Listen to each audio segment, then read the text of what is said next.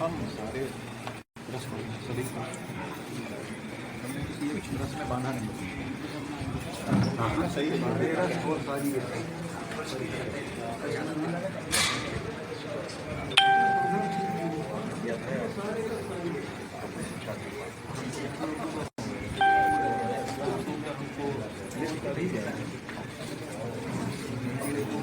थोड़ा बहुत अंग्रेजी में नहीं, अब हम लोगों का भी यही हाल है। इंग्लिश में कुल 13 रचना है, केवल 13 कविता है, केवल 13 कविता है उसके और उर्दू की एक वो है, मेरी किताब है जो बेबहा हुस्न नाम से, तो ये गज़ल है। नहीं उर्दू लिपि नहीं, देवनागरी लिपि वाला तो भूल जाता हूँ, मैं खुद भूल जाता हूँ। पिताजी ने बार बार पढ़ाया लेकिन फिर भी लिखना भूल जाता हूँ। मुझे पिताजी ने सिखाया और बचपन में सिखाया, लेकिन मैंने छोड़ा नहीं। नहीं मैं छूट गया, मैंने छोड़ा बिल्कुल नहीं। और मैंने लिपि में नहीं लिखा, मैं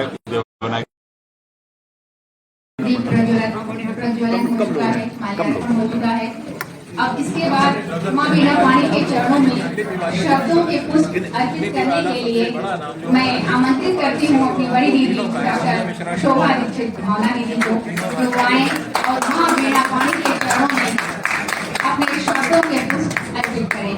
बहुत बहुत स्वागत। लखनऊ का तो इस समय सबसे बड़ा नाम सत्या शायरी में, गजल में, फसाने, रुबाई में बहुत बहुत आभारी हूँ चालू का पुस्तक की अधीक्षक और माननीय दीदी पद्मश्री विद्याविजय सिंह जी, सर्वे संस्थाना जी, आदरणीय सरपंच जिनकी पुस्तक का लोकार्पण होना है, संचालक और आप सभी को नमन करती हूँ। सारे लोग बैठ जाइए।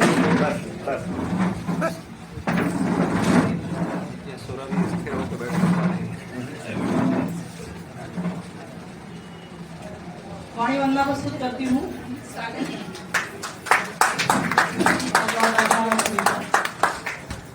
पहले तेरा ही नाम लिखती हूँ, पहले तेरा ही नाम लिखती हूँ, माँ तुझे मैं प्रणाम लिखती हूँ, माँ तुझे मैं प्रणाम लिखती हूँ। सारी दुनिया ही अधूरी है माँ, सारी दुनिया ही अधूरी है माँ, बस तुझे पूर्ण काम लिखती हूँ, तुझे पूर्ण काम लिखती हूँ, माँ तुझे मैं प्रणाम लिखती हूँ। बहुत बहुत आभार सभी का। देखिएगा कि तेरी वीणा के गूंजते हैं स्वर, तेरी वीणा के गूंजते हैं स्वर, छंद उन पे ललाम लिखती हूँ, छंद उन पे ललाम लिखती हूँ, माँ तुझे मैं प्रणाम लिखती हूँ।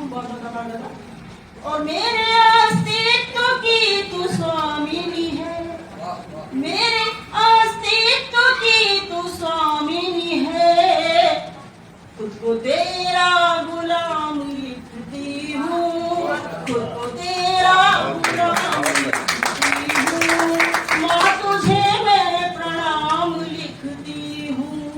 तू विधात्री है, शक्ति रूपा है, तू विधात्री है, शक्ति रूपा है, मैं तुझे पुण्य धाम लिखती हूँ, मैं तुझे पुण्य धाम लिखती हूँ, माँ तुझे मैं प्रणाम लिखती हूँ।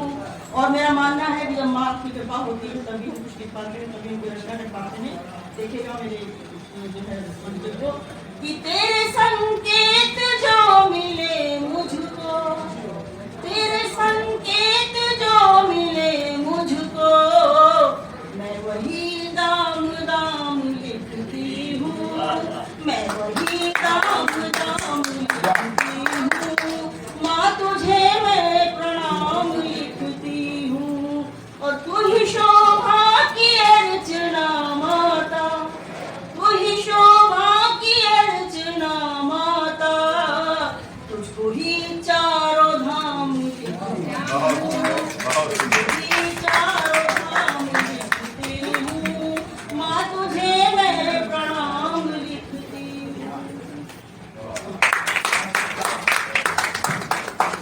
ही सुंदर वाणी वंदना निश्चित ही माँ का आशीर्वाद हम सभी को प्राप्त हो चुका है। एक बार तालियों की झनकार हमारे मुख्य अतिथि आ चुके हैं परम आदरणीय डॉक्टर दयानंद पांडे जी। मैं उनसे अनुरोध करती हूँ, आग्रह करती हूँ कि वो मंच पर अपना स्थान ग्रहण करें। मैं बहुत ही आदर और सम्मान के साथ उनको आमंत्रित करती हूँ।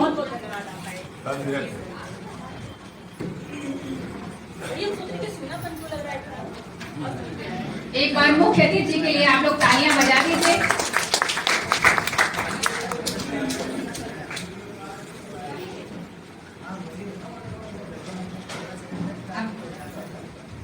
मंच की और इसके बाद मंचासीन अतिथियों का सम्मान समारोह होना है। तो मैं सबसे पहले मंचासीन अतिथियों के सम्मान के लिए मैं परम आदरणीय पद्मश्री विद्याबिंद जी से अनुरोध करती हूँ कि वो सुबह दीदी उनका सम्मान करें।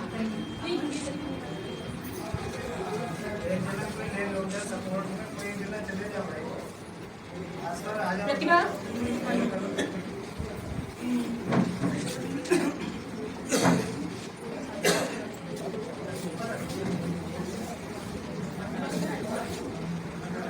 इधर से अंदर जाओ, अंदर से जाओ।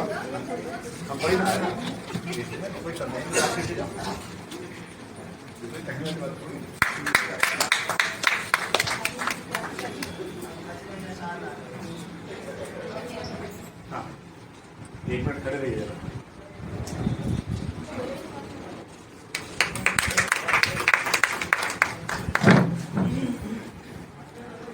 इसके बाद मुख्य अतिथि का सम्मान होगा डॉक्टर दयानंद पांडे जी का। मैं भैया से कहूंगी, जितेंद्र भैया से क्या आप जाएं?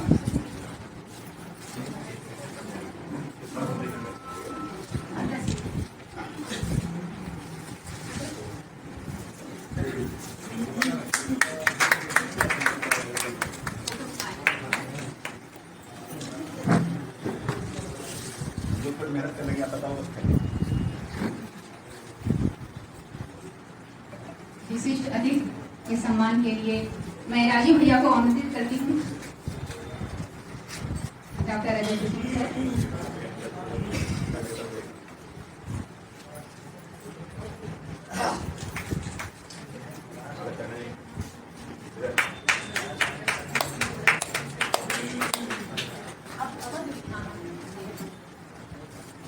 मुख्य वक्ता जी के सम्मान के लिए मैं सुरभि दीदी के भैया को मैं आमंत्रित करती हूँ, आदरणीय डॉक्टर रविंद्र भैया को, कि वो आए और सर का सम्मान करें। रविंद्र कुमार सिंह जी।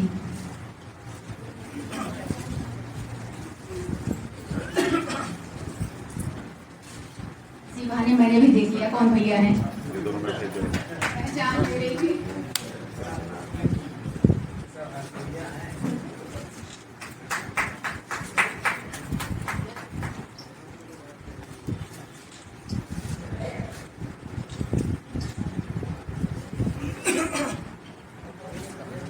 और श्री पवन कुमार तिवारी जी के सम्मान के लिए मैं मनमोहन बाराकोटी भैया लाई हाँ लाइए हाँ, इधर इधर आ जाइए।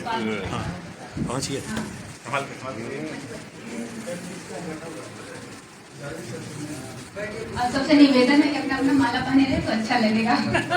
नवरात्र में माला बड़े महंगे मिल रहे हैं। कम से कम 2 बार से गलत हाँ गले सही में सही बात है।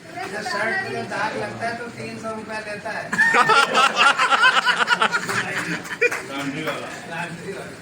भैया का भी तर्क एकदम सही है,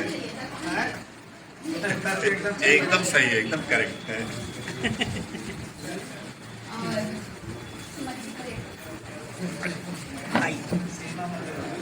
यार थोड़ा दबा दे, बारूद में निकल जाएंगे। दीजिए। और सीमा दीदी के सम्मान के लिए मैं रुचि जी को आमंत्रित करती हूँ, जो सुरभि दीदी की बड़ी बहन है, छोटी बहन है। वो तो हमें गुस्सा के देखने लगी। क्षमा मांगती हूँ, आप छोटी बहन है, लग भी रही हैं। ये कवर करने वाली बात है। ये कवर किया गया। अब छोटी के अलग हाँ, ये छोटी भी होंगी बेचारी।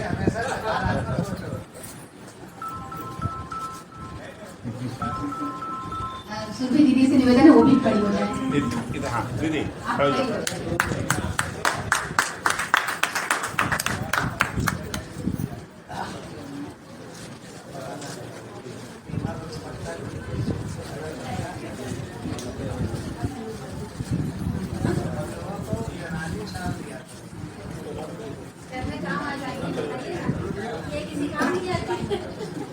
जिन्होंने इतनी सुंदर वाणी वंदना किया है, मैं उनसे भी अनुरोध करती हूँ दीदी से कि वो आए और उनका सम्मान प्रतिभा आए। प्रतिभा गुप्ता, एक बार प्रतिभा श्रीवास्तव लिख तो नाम बता रहे थे कि मेरा है, और आज इनको बुला रहे हैं तो ये दूसरे को देख रही है।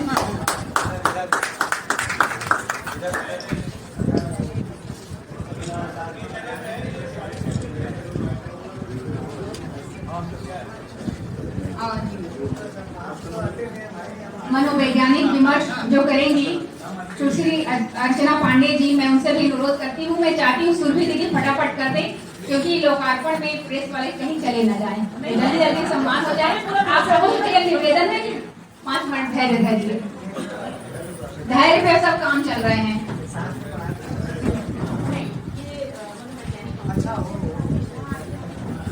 डॉक्टर संध्या राय जी से भी मैं आग्रह करूंगी कि वो भी आ जाए जहाँ कहीं भी हो, ताकि टाइम ना लगे।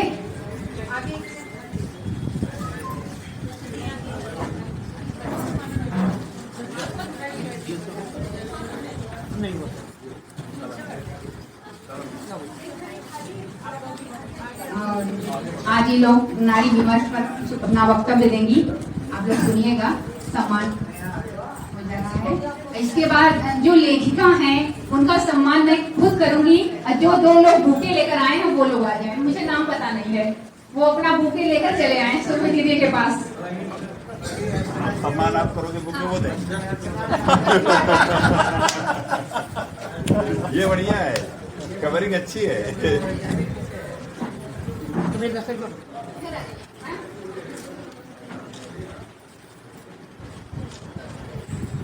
अपने आप को बुके में कवर करना चाहिए। इधर आइए।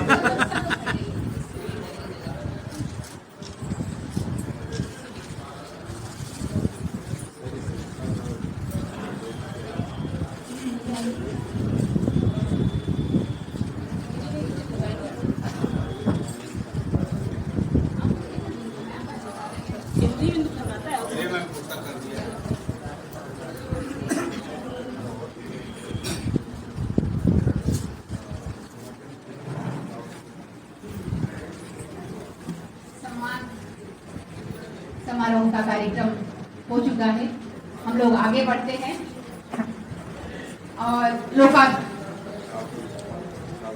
संचालन की चल रही यानी उमदा धार संचालक सभी को करें एक बार। हाँ संचालक को भी मिले एक पुरस्कार। सामने सामने संचालक को भी मिले एक पुरस्कार। अरे हमारा रह गया, हमारे लिए आपका कौन लिखेगा? मनमोहन 12 कोटी 12 कोटी तमाचा लखनवी तमाचा 860 11 8 60 6011 20803 20 803। मैं सभी अतिथियों से अनुरोध करती हूँ कि पुस्तक का लोकार्पण करें, जो मन के राम सेतु। राम सेतु के बारे में तो आप सभी लोग जानते होंगे, लेकिन आज सुरभि दीदी के मन के राम सेतु आप लोग देखेंगे और जानेंगे। और इन्होंने बहुत ही खूबसूरत, आज तक मैंने देखा था लोग पैक करके लाते थे, लेकिन ये लोग दीदी ने दिल्ली में खूबसूरत ढंग से पैक करके लाया है, मुझे बहुत अच्छा लग रहा है।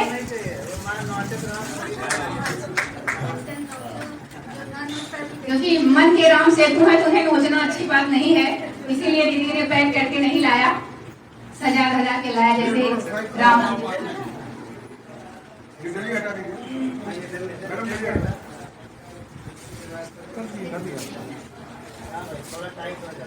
आपका हो गया?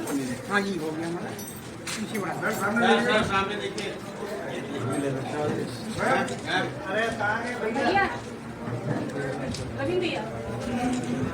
रविंद्र भैया आ जाएं।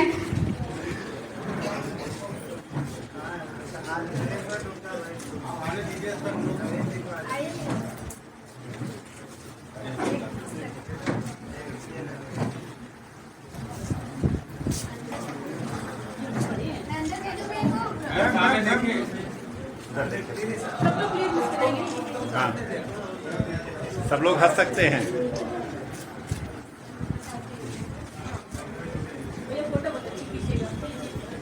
जैसी है वैसी आएगी।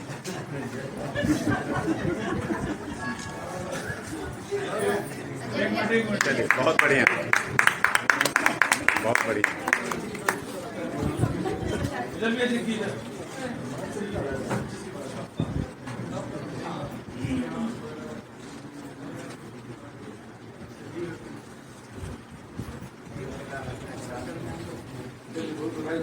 बहुत बहुत बधाई, साधुवाद सुरभि दीदी को। तालियां जोरदार बजा दीजिए, ऐसे लेखक का उत्साह बढ़ता है और पुस्तक लिखने के लिए प्रेरणा मिलती है। सुरभि दीदी, क्यों विचार आया मन के राम सेतु लिखने का? वो जो कुछ भी कहना चाहती हैं, ये कहानी संग्रह है, क्यों उन्होंने लिखा, क्या विचार आया, किससे प्रेरणा मिली, जो कुछ भी अपने मन की बात कहना चाहती हैं वो अगर अपना पहले रही दीदी फोटो अच्छी आएगी। बहुत ही आदर और सम्मान के साथ मैं दीदी ने राम पर लिखा है तो मैं 4 अपनी ही पंक्तियां दीदी के सम्मान में पढ़ती हूँ और उनको आमंत्रित करती हूँ कि राम आयड़ सी सांसें मेरी। दीदी सुनिएगा, ये मेरी पंक्तियां हैं कि आप सभी का भी ध्यान चाहती हूँ कि राम आयड़ सी सांसें मेरी, वेद सरीखी धड़कन, और भावों से भरा हुआ है सच्चा सादा जीवन, रिश्तों के उलझे धागों को सुलझाया करती हूँ, रिश्तों के उलझे धागों को सुलझाया करती हूँ। रोम रोम में राम बसे हैं, मंदिर साया तन मन, मंदिर साया तन मन। मैं विवेक पांडे भैया आ गए हैं, मैं बहुत स्वागत करती हूँ उनका और दीदी को मैं आमंत्रित करती हूँ।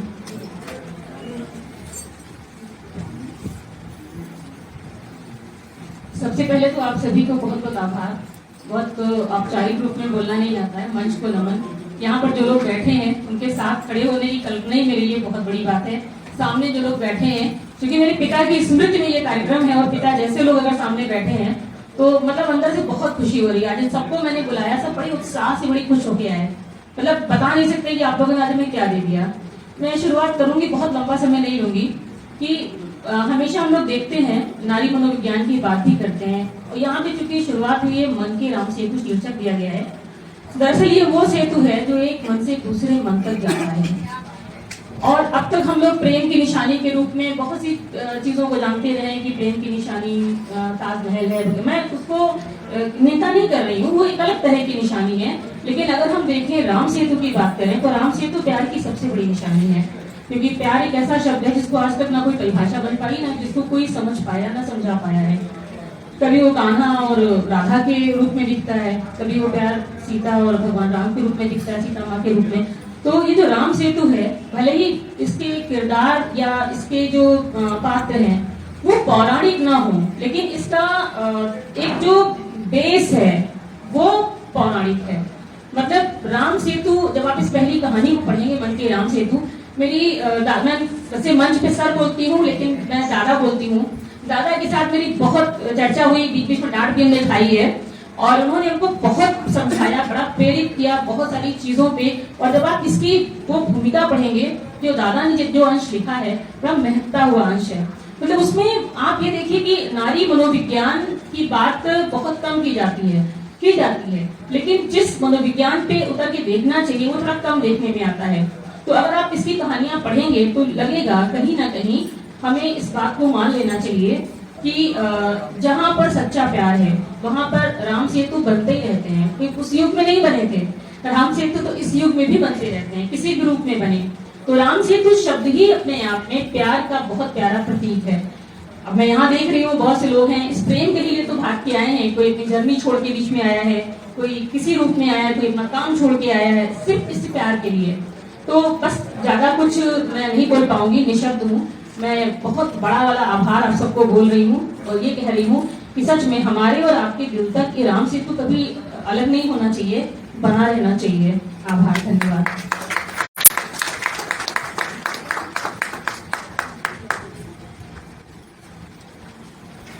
बहुत ही सुंदर दीदी ने अपने पुस्तक शिक्षक को जिसने मुझे सिखाया, तो जब मैंने लिखा था पूरा ये मेरा गीत है, तो सर की डांट तुरंत तो जरूर बुरी लगती है, जहर के समान लगती है, या फिर सर से भी बुरी मैं सर के सामने कर रही हूँ। सर कहते हैं ना कि मैं ईमानदारी से बोल रहा हूँ, तो मैं भी ईमानदारी से बोल रही हूँ। लेकिन सच में वो एकदम औषधि का काम करती है, वो आगे तक आपको ले जाएगी। और कहीं न कहीं ये लगता है कि सर सही है, हमें गलत थे, और अभी सर कभी डांट देते हैं तो कभी बुरा लग जाता है, लेकिन अगले पल मैं अपनी दिल की बात सर से कह देती हूँ, सर मुझे बुरा लग गया तो सर कभी बुरा नहीं मानते, एक मार्गदर्शक की तरह हमेशा स्नेह देते हैं। मैं बहुत ही आदर और सम्मान के साथ 4 पंक्तियों के साथ सर आमंत्रित करती हूँ। सर 4 पंक्तियां सुन लीजिए। अब इतना डांट खाया कि जानते हैं सबके सामने तो डांटेंगे नहीं, तो भी तो मैं बोल ही लूंगी कि ये मेरी ही पंक्तियां मैं सर पे सम्मान में पढ़ती हूँ कि मोहब्बत बिना काम चलता नहीं है, बिना ताप के हिम पिघलता नहीं है। मोहब्बत बिना काम चलता नहीं है, बिना ताप के हिम पिघलता नहीं है। अब बड़ों की न हो यदि दुआ साथ में, बड़ों की न हो यदि दुआ साथ में, तो कभी जिंदगी में कुशलता नहीं है, कभी जिंदगी में। मैं ऐसे ही अपने बड़े को बहुत आदर से आमंत्रित करती हूँ। मुझे लग रहा था कि मुख्य वक्ता मैं नहीं, रेणु खुद है। मंच पर आसीन दीदी विद्या बिंदु सिंह जी, हमारे बड़े भाई आदरणीय दयानंद पांडे जी, बड़े भाई अजय कुसुम जी, सामने बैठी हमारी 2 मनोवैज्ञानिक शिक्षिकाएं, हमारी पानी वंदना करने वाली बहन जी, दोनों सम्मानित लोग, और हमसे डरने की एक्टिंग करने वाली रेणु। सुरभि तो वास्तव में डरती है, सुरभि के चेहरे पर वो भाव आ जाते हैं। मैं आप सबको प्रणाम करता हूँ। इस सभागार में मुझे नहीं पता कितने लोग मुझसे उम्र में छोटे हैं, लेकिन सारे लोग प्रतिभा में मुझसे बड़े हैं, और मैं आप सबको सादर प्रणाम करता हूँ। अरे ताली बजाने चले थे तो बजाई ताली बजाने चले, मतलब प्रणाम पे ताली नहीं बजा डर के बाद सुरभि की किताब मन के राम सेतु, इसका एक एक अक्षर संभवतः मैंने पढ़ा है, मुझे लगता है एक एक अक्षर पढ़ा, कितना याद रह गया कितना ही याद नहीं याद रह गया वो अलग बात है। किसी रचना पर दृष्टि डालने से पहले रचनाकार पर एक दृष्टि डालना बहुत आवश्यक होता है। किसी रचनाकार का व्यक्तित्व, उसका अपीयरेंस, उसका कंडक्ट, उसकी जीवन शैली, तमाम सारी चीजें पहले ही बता देती हैं कि इसकी रचनाओं में किस तरह के भाव हैं। बिल्कुल स्पष्ट हो जाता है। जैसे हम चैनल्स देखते हैं तो हम जहाँ जाते हैं, NDTV जो है वो ये दिखाएगा और TV ये दिखाएगा, फलाना फलाना। तो सुरभि का व्यक्तित्व जो है मुझे बहुत अच्छा लगता है, और बड़ा जल्दी सब कुछ करने वाला व्यक्तित्व है इनका। मतलब परफेक्शन भी चाहते हैं और समय के अंदर भी चाहते हैं और अच्छा भी चाहते हैं। ये जिनके भीतर भाव होता है उनकी कृतियां अच्छी होती हैं।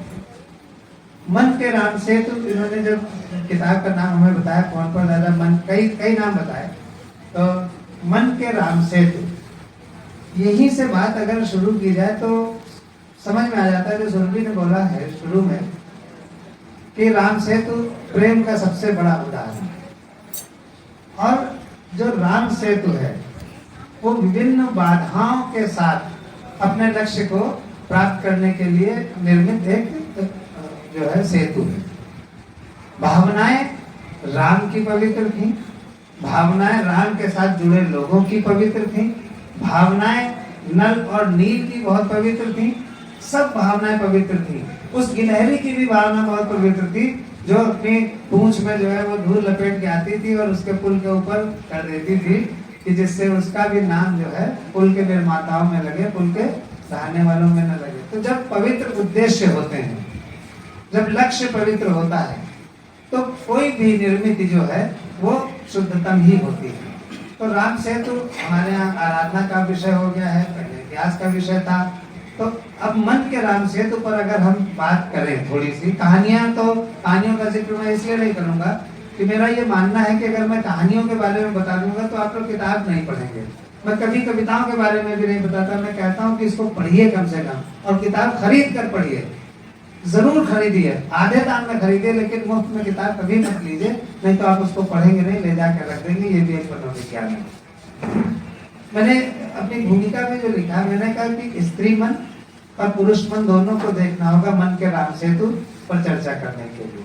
मेरी एक परिचित लड़की है, मैंने इसमें अपनी भूमिका में जिक्र किया है। उसकी शादी मेरे एक रिश्तेदार भाई के साथ तय हो गई।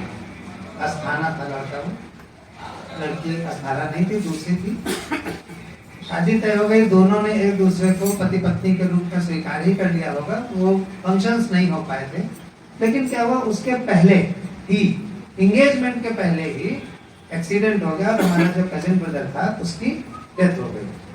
अब उस लड़की ने, मैं अद्भुत उसमें रोमांचित सा हो जाता हूँ, उस लड़की ने अपने नाम के आगे उसका नाम लिखना शुरू कर दिया था और उसकी मृत्यु हो गई। न एंगेजमेंट हुई थी, न विवाह हुआ था, कुछ नहीं हुआ था, लेकिन उस लड़की ने वही नाम अपना बरकरार रखा और उसने विवाह नहीं किया और आज तक उस प्रेम को अपने भीतर संजोए हुए है। बहुत फेमस लड़की है, वो एंकरिंग करती वो, लेकिन उसके मन में जो एक सेतु बना था अपने उस प्रेमी के लिए या अपने उस भावी पति के लिए या उस मंगेतर के लिए या उस जो भी उसने मन में रिश्ता बना के रखा होगा उसके लिए वो समर्पित हुई। दूसरी घटना और मेरे जीवन में है किसी तरह की है, जिसमें मन के राम सेतु, बहुत प्रसिद्ध कवि हैं, बहुत बड़े कवि हैं, शादी नहीं की उन्होंने, बहुत बड़े कवि मंचों पर जाते हैं। तो एक दिन हमने उनसे पूछा कि दादा आपने शादी क्यों नहीं की, जबकि आप तो इतने बड़े प्रोफेसर और इतने बड़े कवि, पैसे की कोई कमी नहीं, कोई वो नहीं, तो आपने विवाह क्यों नहीं किया? तो बड़ी देर तक चुप रहे, बोले सर्वेश अच्छा आज मैं तुम्हें बताता हूँ। बोले मैं किसी से प्रेम करता था और मैं उसी से विवाह करना चाहता था, लेकिन विवाह से पहले ही उसकी जो है वो किसी गंभीर बीमारी से उसकी मृत्यु हो गई। मैं पत्नी के स्थान पर उसके अलावा किसी की कल्पना ही नहीं कर पा रहा हूँ, तो मैंने विवाह नहीं किया और आज तक वो कुंवारे हैं, 70-75 साल के हो रहे हैं। तो ये जो सेतु उनका था, ये भी राम सेतु ही था, प्रेम से होकर के बना हुआ एक ऐसा जुड़ाव था जो उनको विवाह न करने के लिए उसने प्रेरित किया। तो इस तरह के सोनी महिवाल का ले लीजिए, वो कच्चा घड़ा लेके कूद पड़ी उससे मिलने के लिए, वो बनाती नदी में बांध पड़े, दोनों मर गए, नहीं मिल पाए। लेकिन जो प्रेम का एक वो था उनके भीतर, जो जुड़ाव था, जो क्या कहते हैं एसोसिएशन था, जो बॉन्डिंग थी, वो बॉन्डिंग नहीं टूटी, वही बॉन्डिंग सेतु है। अब ये जो तमाम सारी चीजें होती हैं, ये भावनाओं से गवर्न होती हैं, अनुभूतियों से गवर्न होती हैं, घटनाओं से गवर्न होती हैं, विचारों से गवर्न होती हैं, व्यवहार से गवर्न होती हैं। जब इस तमाम सारी चीजों से कोई चीज गवर्न होती है और उसको जब संजो करके कथा रूप में रखा जाए और कथा रूप ऐसा हो कि जब आप कथा शुरू करें तो शुरू होते ही लगने लगे कि अरे मैं ही इसका पात्र हूँ, और फिर आप जब तक उस कथा को कंप्लीट न कर लें तब तक उससे जुड़े रहें। ये प्रस्तुति, ये लेखन सफल लेखन माना जाता है। सुरभि की एक एक कहानी इस मापदंड पर बहुत अच्छी उतरी है, खरी उतरी है कि इसकी जिस भी कहानी में हम घुसे हैं वो कहानी बिना खत्म किए हुए हम बिना खत्म किए उस कहानी को रुक नहीं पाए। तो इस तरह से जितनी भी कहानियां इनके में हैं सब प्रेम पर आधारित हैं और स्त्री प्रेम की मनोदशा पर हैं। लेकिन स्त्री प्रेम तब तक कंप्लीट नहीं हो सकता जब तक सामने पुरुष का प्रेम नहीं दिखाई पड़े। हम कहां पर जाकर के कौन सा रिफ्लेक्शन लाना चाहते हैं, कौन सा विसरण करना चाहते हैं, तो वो उसके लिए सामने पुरुष का भी होना आवश्यक है। अगर हम स्त्री प्रेम की बात कर रहे हैं, अगर स्त्री मनोविज्ञान की हम बात कर रहे हैं, तो स्त्री मनोविज्ञान को जो प्रभावित करती है, हमारी मनोवैज्ञानिक टीचर्स बैठी हुई बहुत अच्छा बोलेंगे, हम सीखेंगे भी, लेकिन जो स्त्री मनोविज्ञान है उसके जो सराउंडिंग्स हैं, उसके जो बाह्य तत्व हैं जिनसे वो प्रभावित हो रहा है, वो स्त्री मानसिकता भी हो सकती है, लेकिन पुरुष मानसिकता ज्यादा आवश्यक है। एक स्त्री की मानसिकता घर में ननद के रूप में दूसरी होती है, बहू के रूप में दूसरी होती है, सास के रूप में तीसरी होती है, बेटी के रूप में चौथी होती है, प्रेमिका के रूप में पांचवी होती है, पत्नी के रूप में छठी होती है। तो जो मानसिकता है वो विभिन्न विभिन्न खांचों में जाकर के विभिन्न रूप अख्तियार करती है। अब उसका चित्रण हमें करना होता है, चाहे कविता में चाहे कहानी में। कोई कहानी पढ़ने चलिए, चौथी लाइन के बाद मन नहीं करता कि पढ़ो यार, रख दो, क्या है, बेकार सी है, अट्रैक्ट नहीं कर पाती, जुड़ाव नहीं उत्पन्न कर पाती, खिंचाव नहीं उत्पन्न कर पाती, इन्वॉल्वमेंट जो है पाठक का वो नहीं कर पाती। इसी तरह से कविताएं होती हैं। कोई कविता सुनाने खड़ा होता है तो मार वाह की तालियां बजने लगती, भले कमजोर हो कविता उसकी। कुछ लोग होते हैं बहुत अच्छी कविता लिखते हैं, लेकिन सुनाने लगते हैं तो मन करता है जल्दी बंद करें। तो क्या है कि जो पाठक और श्रोता का जुड़ाव है, वो मनोवैज्ञानिक एसोसिएशन जो है, साइकोलॉजिकल एसोसिएशन जो है, वो बहुत आवश्यक है। और उसके लिए शब्दों का चयन, उसका प्रवाह और उसकी निरंतरता, ये तमाम सारी चीजें बहुत आवश्यक हैं। मन के राम सेतु चूंकि मेरी पूरी पढ़ी हुई है, तो मैं जानता हूँ कि एक अच्छी किताब सुरभि ने लिखी। मुझे दादा कहती है, मेरी बहुत छोटी, मतलब बहुत छोटी बहन है, हरदोई का मैं हूँ, हरदोई में पैदा हुई, पढ़ी बड़ी, इनके पापा वहीं प्रिंसिपल थे, लेकिन फिर भी ये मेरे पैर छूती है। मैं नहीं समझ पाया, हमारे अवध में लड़कियां पैर नहीं छूती। तो हमने इनसे कई बार मना किया, बोली दादा पता नहीं क्या बात है कि मुझे आपके पैर छूने का मन करता है, आप हमें मना मत कीजिए। ये भी मन का राम सेतु है। हम किस ढंग से किसको आदर दे रहे हैं, ये भी मन का राम सेतु है। मैं सुरभि को बहुत आशीर्वाद देना चाहता हूँ। कविताएं भी बहुत अच्छी लिखती हैं, गद्य में ये कविता से ज्यादा अच्छा लिख रही हैं। ये मैं बेबाक होकर के कहना चाहता हूँ, इनकी कविताओं से अच्छा इनका गद्य है। लेकिन गद्य तभी अच्छा हो सकता है जब किसी लेखक के भीतर कवि मन होगा। कवि मन तभी बन सकता है जब वो भावुक होगा, जब उसके भीतर संवेदनाएं होंगी, तभी वो कवि मन बन पाएगा। तो एक कवि मना सुरभि ने बहुत अच्छी कहानी संग्रह हम लोगों को दिया है। बहुत आशीर्वाद देते हुए बहुत अच्छा नहीं बोल पाता, लेकिन विद्यार्थी और दयानंद भाई साहब बहुत शानदार बोलते हैं, मुझे घबराहट रहती, लेकिन फिर मैं उधर देखते नहीं बोलते तो मैं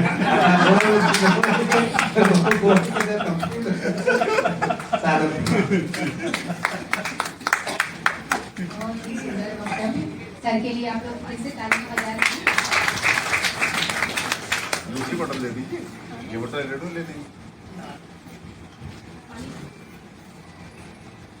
और इसके बाद मैं चाहती हूँ कि सम्मान हो जाए, क्योंकि कुछ कार्यक्रम भी बचे हुए हैं, वो हो जाए। उसके बाद हमारे मंच की नदी खोलेंगे। अच्छा चलो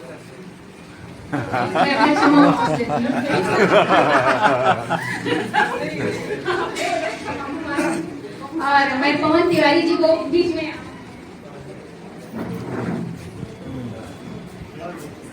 बस वही हो जाए भैया।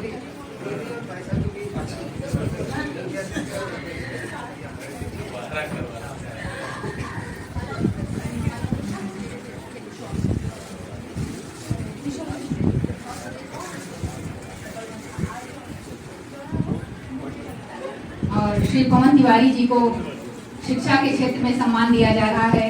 डॉक्टर श्रीचंद स्मृति सम्मान 2023। उन्होंने बच्चों की शिक्षा के बहुत ही सहयोग करते हैं और निरंतर सहयोग करते हैं। गरीब बच्चों के पढ़ें लिखें आगे बढ़ें और बिना कुछ बताए बिना कुछ जताए। अक्सर लोग सोशल मीडिया पर कोई भी छोटा से छोटा कार्य करते हैं तो उसे डाल देते हैं, तो वो प्रचार प्रसार पर ध्यान नहीं देते। वो अपना काम शांतिपूर्वक करते हैं, गरीब बच्चों को पढ़ाते हैं, निःशुल्क पढ़ाते हैं और अपने बहुत सारे बच्चों को ये निःशुल्क पढ़ा रहे हैं। और जिस स्कूल में पढ़ाते हैं, कोई बच्चा अगर कमजोर है तो उसे अधिक समय देते हैं, अलग से समय देते हैं। और जो बच्चा फीस देने में असमर्थ है स्कूल में, उसका भी फीस भर देते हैं। और ये सब चुपचाप मौन अपनी एक तरह से साधना ही है जो भावी पीढ़ी के निर्माण के लिए बहुत ही आवश्यक है। ये हम सभी को कहीं न कहीं करना चाहिए, क्योंकि बच्चों की प्रगति ही भारत की प्रगति है। आज हम बच्चों के लिए करेंगे तभी हमारा भारत दुरुस्त होगा, विकास करेगा। विकास की बातें तो हर जगह होती हैं, लेकिन भावी पीढ़ी के निर्माण में हम लोग कितना सहयोग दे रहे हैं, ये पवन जी से थोड़ा थोड़ा सीखना चाहिए। मैं बहुत बहुत साधुवाद देती हूँ पवन तिवारी जी को ऐसे कार्य करने के लिए, और ईश्वर से प्रार्थना करती हूँ कि ऐसा कार्य करते रहें। और इसी के उपलक्ष्य में मैं दीदी को भी बहुत साधुवाद देती हूँ, क्योंकि इनकी नजर पड़ी। अक्सर ऐसे मौन साधकों पर नजर पड़ती ही नहीं। तो डॉक्टर श्रीचंद स्मृति सम्मान 2023 से सम्मान हो रहे हैं श्री पवन तिवारी जी। एक बार जोरदार तालियां बजा दीजिए।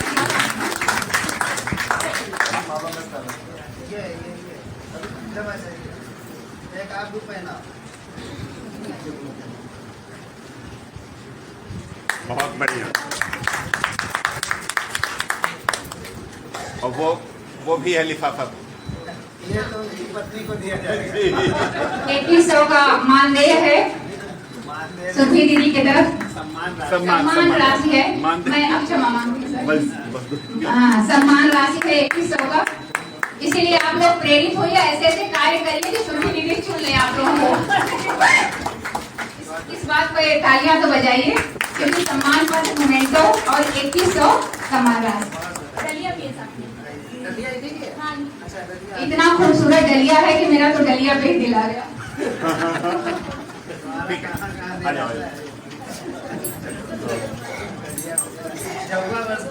इसको कहा जाता है जहुआ वर सम्मान।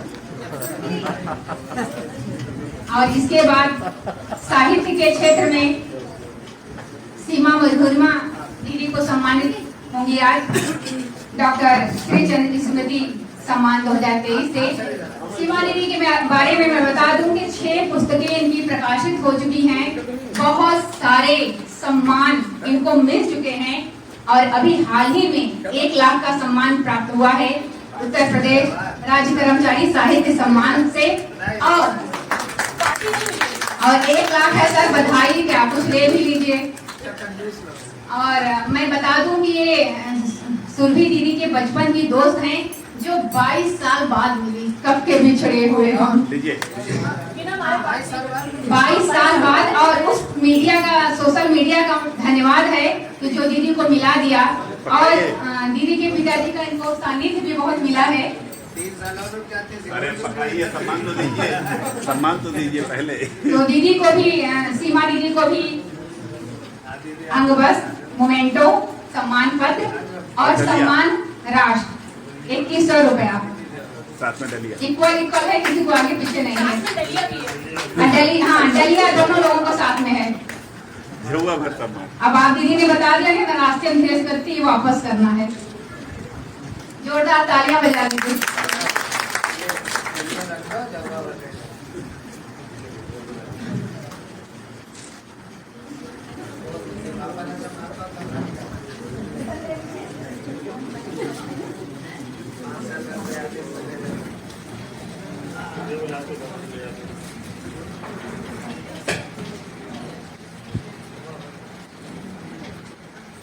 मैं रुचि दीदी को आमंत्रित करती हूँ, जो पवन तिवारी जी की वाइफ है और दीदी की बड़ी बहन कहती है।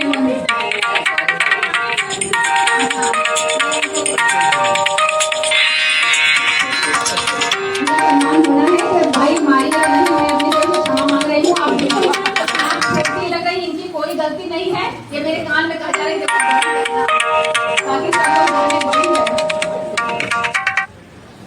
देखिए, ये मैचिंग।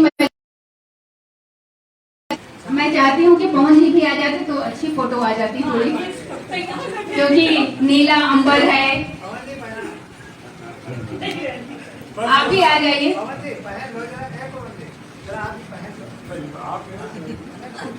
तालियां तो बजा दीजिए कि खूबसूरत।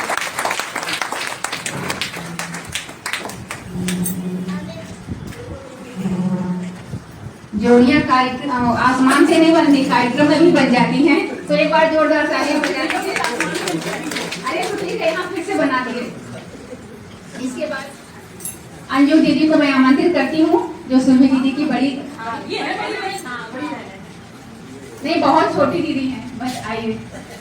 अच्छा जबकि सच में ये भी छोटी लग रही है।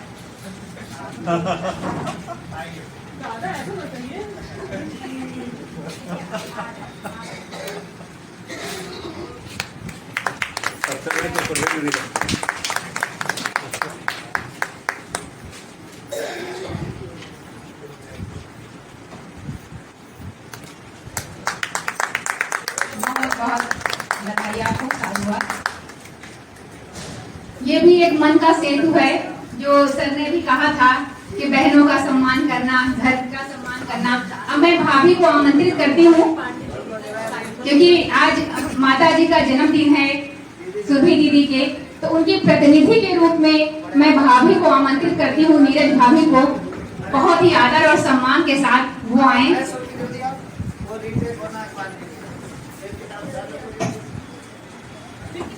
कोई से उठा लो, कोई से उठा लो। किताब किसी को दी तो है नहीं।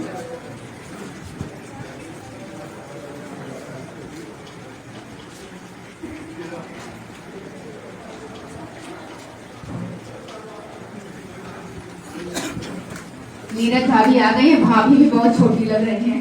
बड़ी छोटी है सच में? नहीं, आप बड़ी बड़ी। नमस्ते।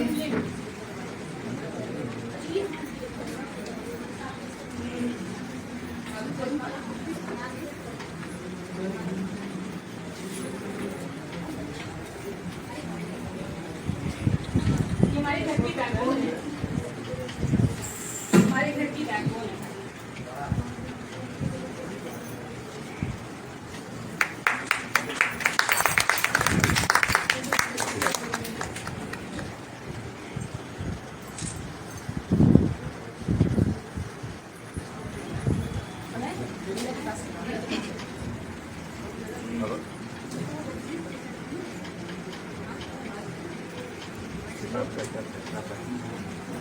अब मैं चाहती हूँ कि जिनका सम्मान हुआ है दो शब्द बोल लें, तो मैं दो शब्द बस दो शब्द ही बोलने की दीदी बुला रहे, क्योंकि समय नहीं है। सीमा दीदी को आमंत्रित करती हूँ, क्योंकि आपकी सहेली के आज पुस्तक का लोकार्पण है, और पिताजी जिनको आप ही पिताजी कहती थी, उनकी स्मृति में सम्मान है, तो दो शब्द आप जरूर बोलिए। मैं बस दो शब्द के लिए आमंत्रित करूँगी। बहुत आभार रेनू, बहुत भावुक क्षण है। और ये सम्मान सुरभि ने कहा था मैं एक सम्मान शुरू कर रही हूँ, मैंने उसको बहुत तरीका बताया, क्योंकि पिछले साल मैंने भी अपने पापा के नाम से दिया है, इस बार भी देने वाली हूँ 30 अक्टूबर को फांसी डिग्री कॉलेज में। अगर आप लोग आएंगे तो अच्छा लगेगा। और ये सम्मान जब सुरभि ने मेरे नाम का चयन किया तो मेरे आंख में आंसू आ गए, इसलिए कि मुझे मतलब ये नहीं था कि सुरभि इतने सारे लाइन में मुझे चयन करेगी, क्योंकि बहुत सारे लोग हैं, बहुत सारे नाम हैं, और लखनऊ में तो इतने सारे हैं कि मतलब मैं उनके आगे कुछ भी नहीं हूँ। निश्चित तौर पे मेरे साहित्यकार के कारण उसने नहीं चयन किया। इसके पापा मुझे बहुत मानते थे, और ये हॉस्टल में रहती थी, जब भी आते थे तो बोलते थे कि बेटा ध्यान रखना, मेरी बिटिया का बहुत भोली है। तो मुझे एक वाकया भी याद आता है कि जब 14 फरवरी पड़ी थी वैलेंटाइन डे, तो बोली सुरभि की मुझे भी सीमा देखना है बाहर जाके कि वैलेंटाइन डे में क्या होता है, क्या कैसे सेलिब्रेट करते हैं। हमने कहा चुप कर, मैं यहाँ तेरी गार्जियन हूँ, चुपचाप हॉस्टल के अंदर है, बाहर निकल भी मत जाना। बहुत बहुत आभार, और मैं आप सभी का बहुत बहुत मतलब आभार व्यक्त करती हूँ कि आप सबने हम लोगों के छोटे से प्रयास में सब लोग एकत्र हुए हमारी खुशी में, और हम लोगों को सबने मतलब नहीं, मैं कोई सीक्रेट नहीं बोलूंगी, बस दो लाइन के लिए बुलाया गया था, मैंने बोल दिया। बहुत बहुत आभार है सभी। अच्छा हुआ कि 2 ही लाइन बोली, नहीं न जाने कितना फोन खोल दिया आप उनका। और इसका मतलब है कि आप उनका ख्याल रखती थी दोस्त का, तो बचपन से ही आप चालाक थी और वो बोली। एक बार तालियां बजा दीजिए दोस्ती के लिए। और इसके बाद मैं श्री पवन तिवारी जी को आमंत्रित करती हूँ कि आए और वो भी 2 शब्द ही बोले बस। राधे राधे।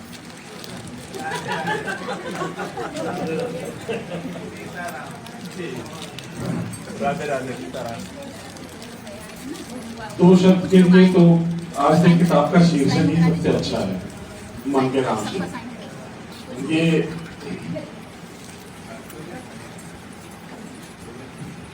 मन के राम सेतु, जो मन से मन का जुड़ाव है, शायद यही कारण है कि मैं यहाँ पर इस सम्मान से सम्मानित हुआ और प्रथम पुरस्कार जो ये मिल रहा है, इससे मुझे चुना गया। इसके लिए शायद मन से मन का जुड़ाव ही था, जिस कारण से मेरा चयन किया गया होगा। बाकी तो इस बारे में सुरभि जी बता पाएंगी कि हाँ, उनका चयन उन्होंने किन आधारों पे किया, लेकिन मुझे यही लगता है। बाकी इतने विभूतियों के बीच में सम्मानित होना अपने आप में एक गौरव का क्षण है मेरे लिए, और अविस्मरणीय क्षण, जिस पर कुछ भी कह पाना संभव नहीं है। बाकी किताब की पुस्तक के विमोचन के लिए मैं अपनी ओर से उनको शुभकामनाएं देता हूं, और किताब मैंने भी पढ़ी है, हर चीज देखी है किताब की। आप एक कहानी से दूसरी कहानी की ओर बढ़ते जाइए, और सर्वेश दादा ने जिस तरह से बात कही थी कि शब्द आपको जब जोड़े और भाव ऐसे हो कि आप अगर कहीं करुणा है तो आपकी आंख से आंसू निकल जाए, और कहीं उल्लास है तो चेहरे पे हंसी आ जाए, ये लेखनी है। और ऐसा कई बार हुआ इसकी कहानियों को पढ़ते समय कि जब भाव आए तो आंसू अपने आप आंखों में थे, और जब कहीं पर खुशी का पल था तो चेहरे पर मुस्कान भी थी। आप सब लोग किताब को जरूर पढ़ें, और जब जब पढ़ेंगे उतनी बार आप सब लोगों का जुड़ाव बढ़ता ही जाएगा। इन्हीं शब्दों के साथ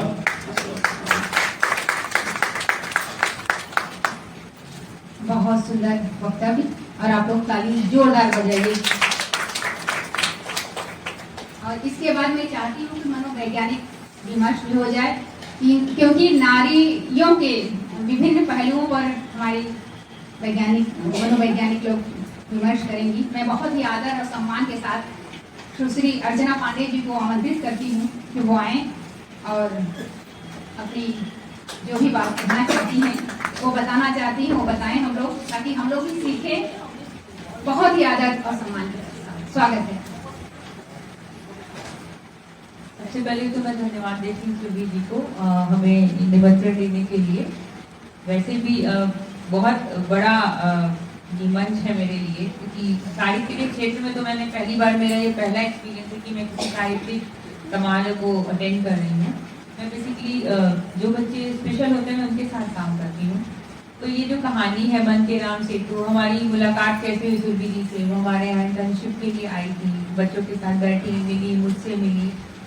उनका साइकोलॉजी का कोर्स चलता था कि उनको इंटर्नशिप में लिखना होता है और जो जाके ट्रेनिंग लेनी होती है, तो उससे हमारी मुलाकात हुई सुरभि जी से। और जब मैं इसे मिली मुझे लगा कि हाँ, मतलब कि हाँ, इनके अंदर कुछ है। और जिस तरीके से बच्चों के साथ इनका जुड़ा हुआ, हमसे जुड़ा हुआ, वो एक अनकहा एक बॉन्ड हो जाता है, वो बहुत अच्छा बना हमारा और हमारे बीच में। उस बीच हम भी इनसे कुछ प्रभावित हुए, ये भी हमसे कुछ प्रभावित हुई। तो जो प्रभावित हुई और जो इन्हें मेरी सबसे अच्छी बात लगी वो था कि कैसे एक स्त्री अपने आप को एक समाज में अकेली स्टैंड करती है, या सारी चीजों को देख करके जो मुश्किलें आ रही हैं, स्पेशली जो बच्चे स्पेशल हैं, जो बोल नहीं पा रहे हैं, सुन नहीं पा रहे हैं, अपने माँ बाप को नहीं पहचान रहे, उनके साथ एक बंदा, एक स्त्री कैसे जुड़ती है, एक महिला कैसे जुड़ती है और एक बहुत बड़ा टीम कैसे लीड करती है, उससे इनको थोड़ा सा मुझे लगा कि ये मुझसे प्रभावित हुए। लेकिन ऐसा है नहीं। अब हमारा जो डेस्टिनी होता है उसी के हिसाब से भगवान हमें बना करके भेजते हैं, और अगर हम उस डेस्टिनी को एक्सेप्ट करते हैं, हमें पता है कि हमें इसी काम में आगे बढ़ना है, अब हमें जो कार्य सौंपा गया ईश्वर से, अगर हम उसको आगे ले जाना चाहते हैं तो उसी हिसाब से हमें अपने आप को ढालना होता है। तो आपको बहुत ही मानसिक रूप से बहुत ही स्ट्रांग होना पड़ता है जब आप एक ऐसे सेटअप में काम कर रहे हैं जिनके बच्चे बोल नहीं पा रहे हैं, सुन नहीं पा रहे हैं या समझ नहीं पा रहे हैं। सो मेरा यही कहना हर एक नारी से कि सबसे पहले तो अपने स्वास्थ्य का ध्यान दीजिए, चाहे वो मेंटल है, इमोशनल है, फिजिकल है, कोई भी चीज है, आप अपने स्वास्थ्य का ध्यान दीजिए। अगर आपके पास स्वास्थ्य नहीं, आप कुछ नहीं कर पाएंगे। आप परेशान रहेंगे, ना आप खुश रहेंगे, ना आपके समाज में या आपके आसपास जो भी लोग हैं वो खुश रह पाएंगे। तो ये बहुत जरूरी है कि आप अपने स्वास्थ्य का ध्यान दीजिए। मैं 35 साल की, मेरा 36वां वर्ष है, मेरा 13 साल का एक बेटा है, लेकिन हाँ, मैंने अपने आप को इस हिसाब से ढाला कि मैं अपने बेटे को, अपने काम को, अपने जितने टीम मेंबर हैं उनको और उससे जुड़े जितने लोग हैं मैं उनको थोड़ा मोटिवेट कर सकूं कि आप अपने स्वास्थ्य का ध्यान दीजिए, अपने मेंटल, फिजिकल सब कुछ का, और तब आप अपने काम को अच्छे से कर पाएंगे। मन के राम सेतु बहुत अच्छी किताब है और हर कहानी एक दूसरे से जुड़ी हुई है, इसको जरूर पढ़िए और दूसरों को भी प्रेरित करिए। मेरे स्टाफ के जितने मेंबर्स थे इन्होंने मुझे बुक गिफ्ट की, सब मांग के लेकर कि मैम आप मुझे भी दे दीजिए, मैं भी पढ़ूंगी। एक एक चैप्टर एक दूसरे से लिंक है। सो जैसे एक ये है मन के राम सेतु, वैसे ही हमारा भी राम सेतु है। जो बच्चा नहीं, मतलब मैं एक कहानी सुनाना चाहूंगी कि हाँ, जो बच्चे नहीं बोल पाते हैं, नहीं सुन पाते, जब हमारे यहाँ आते हैं तो हमारे से जो एक जुड़ाव है, जो प्रेम है, अनकंडीशनल लव जिसे कहते हैं, वो वहाँ पे आपको देखने को मिलेगा। उसी से प्रेरित होकर कुछ कहानी इसमें उन्होंने मतलब डाला है सुरभि जी ने। मैं आपका बहुत बहुत धन्यवाद करती हूँ कि आपने इतनी अच्छी किताब लिखी है। थैंक यू सो मच, आप लोग जरूर पढ़िए। धन्यवाद। बहुत सुंदर बोला आपने, और आप लोग बिना कहे तालियां बजा देंगे तो मेरा समय बच जाएगा उठाना। और इसके बाद में डॉक्टर संध्या राय जी को बहुत ही आदर और सम्मान के साथ आमंत्रित करती हूँ आए, और आप भी अपने पहलुओं को जो भी अपना करना चाहे बोले। बहुत बहुत स्वागत है। बाजते हैं 4 बजे। सभी लोगों को मेरा प्रणाम। अभी हाँ, तो मेरी तरफ से सब लोगों को मेरा एक बहुत प्यार भरा प्रणाम, नमस्कार। आप लोग इसे तहे दिल से स्वीकार कीजिए। और सुरभि जी को तो बहुत धन्यवाद कि उन्होंने एग्जैक्टली जो उन्होंने बात बोली थी जब मैंने पढ़ी थी इस पुस्तक को, उन्होंने मुझे गिफ्ट किया था, उसमें भी उसका जो मीनिंग मुझे मिला था वो यही मिला था कि मन के राम सेतु, मतलब जब हम मन से मन को जोड़ते हैं तो उस पर एक पुल बनाते हैं। और जब रामचरितमानस में भी अलग अलग लोगों ने बहुत सारे रामचरितमानस लिखे हुए हैं, वाल्मीकि जी का अलग है, तुलसी जी का अलग है, बहुत सारे हैं, तो सब में अलग अलग कहानियां हैं जिसमें राम सेतु को कई बार विध्वंस भी कर दिया, तोड़ दिया गया था बीच बीच में, बट फिर भी उसको बनाया गया बार बार 3 बार उसको तो तोड़ा ही गया था। उसी तरीके से जब हम किसी के प्रेम से जुड़ते हैं तो कई बार क्या होता है कि क्लेश भी आ जाता है ना, लोगों के विचार भी मिलते हैं, तो फिर वो सेतु टूट जाता है और फिर हम अपने अहम को बीच में ला देते हैं कि नहीं इसको जोड़ेंगे नहीं। लेकिन अगर हम वास्तव में राम सेतु को फॉलो करें तो उसको पीछे रख करके कोशिश करें कि जिनसे हम प्रेम करते हैं उनके साथ ये सेतु बनाते रहे। बार बार टूटा, बार बार बना, कहीं ना कहीं ये रिप्रेजेंट भी कर रहा है कि हमें सिर्फ और सिर्फ कुछ विचार नहीं मिल रहे हैं, कि अगर छोटा सा कोई मतभेद हो गया है तो इसका मतलब ये नहीं कि उसने उस पुल को या उस धागे को तोड़ देना है। हमें वापस से अपने अहम को खींच लेना है, माफ करना है, फिर से उसी प्रेम के भाव में समा जाना है। This is very very very beautiful. बहुत ही सुंदर सा इंफॉर्मेशन है इस किताब में और बहुत सारे हैं, उस सभी को यहाँ पे बोलना बहुत मुश्किल है। मैंने तो बहुत सारे लिए हैं और मुझे यकीन है कि आप लोगों को भी से बहुत सारा मिलेगा। थैंक यू सुरभि जी। मैं यहाँ पे एक और उद्देश्य लेकर के भी आई हुई हूँ। मेरा नाम संध्या है और संध्या मैं समझती हूँ कि प्रकृति का एक ऐसा माध्यम है जो परिवर्तन लाने में सहायक है। जैसे दिन को रात में परिवर्तित कर देने का माध्यम बन जाता है संध्या, वैसे ही मुझे लगता है कि मैं भी कहीं न कहीं मानसिक विचारों में परिवर्तन लाने का एक माध्यम हूँ। तो मैं चाह रही हूँ कि यहाँ पे जितने भी लोग बैठे हुए हैं उनके मन में एक परिवर्तन आए और ये परिवर्तन आए कि जो मानसिक स्वास्थ्य है उसके प्रति एक्शन लेना। अवेयर सब लोग हैं लेकिन एक्शन लेने के बीच में जो स्टिग्मा आता है ना वो टूट जाए, वो ब्रेक हो जाए, राइट? क्योंकि किसी का जन्म असाइलम में नहीं होता। असाइलम मतलब पागल खाने जहाँ पे लोग रहते हैं, कोई वहाँ पे पैदा नहीं होता है, समाज से ही कोई वहाँ पे पहुँचाया जाता है।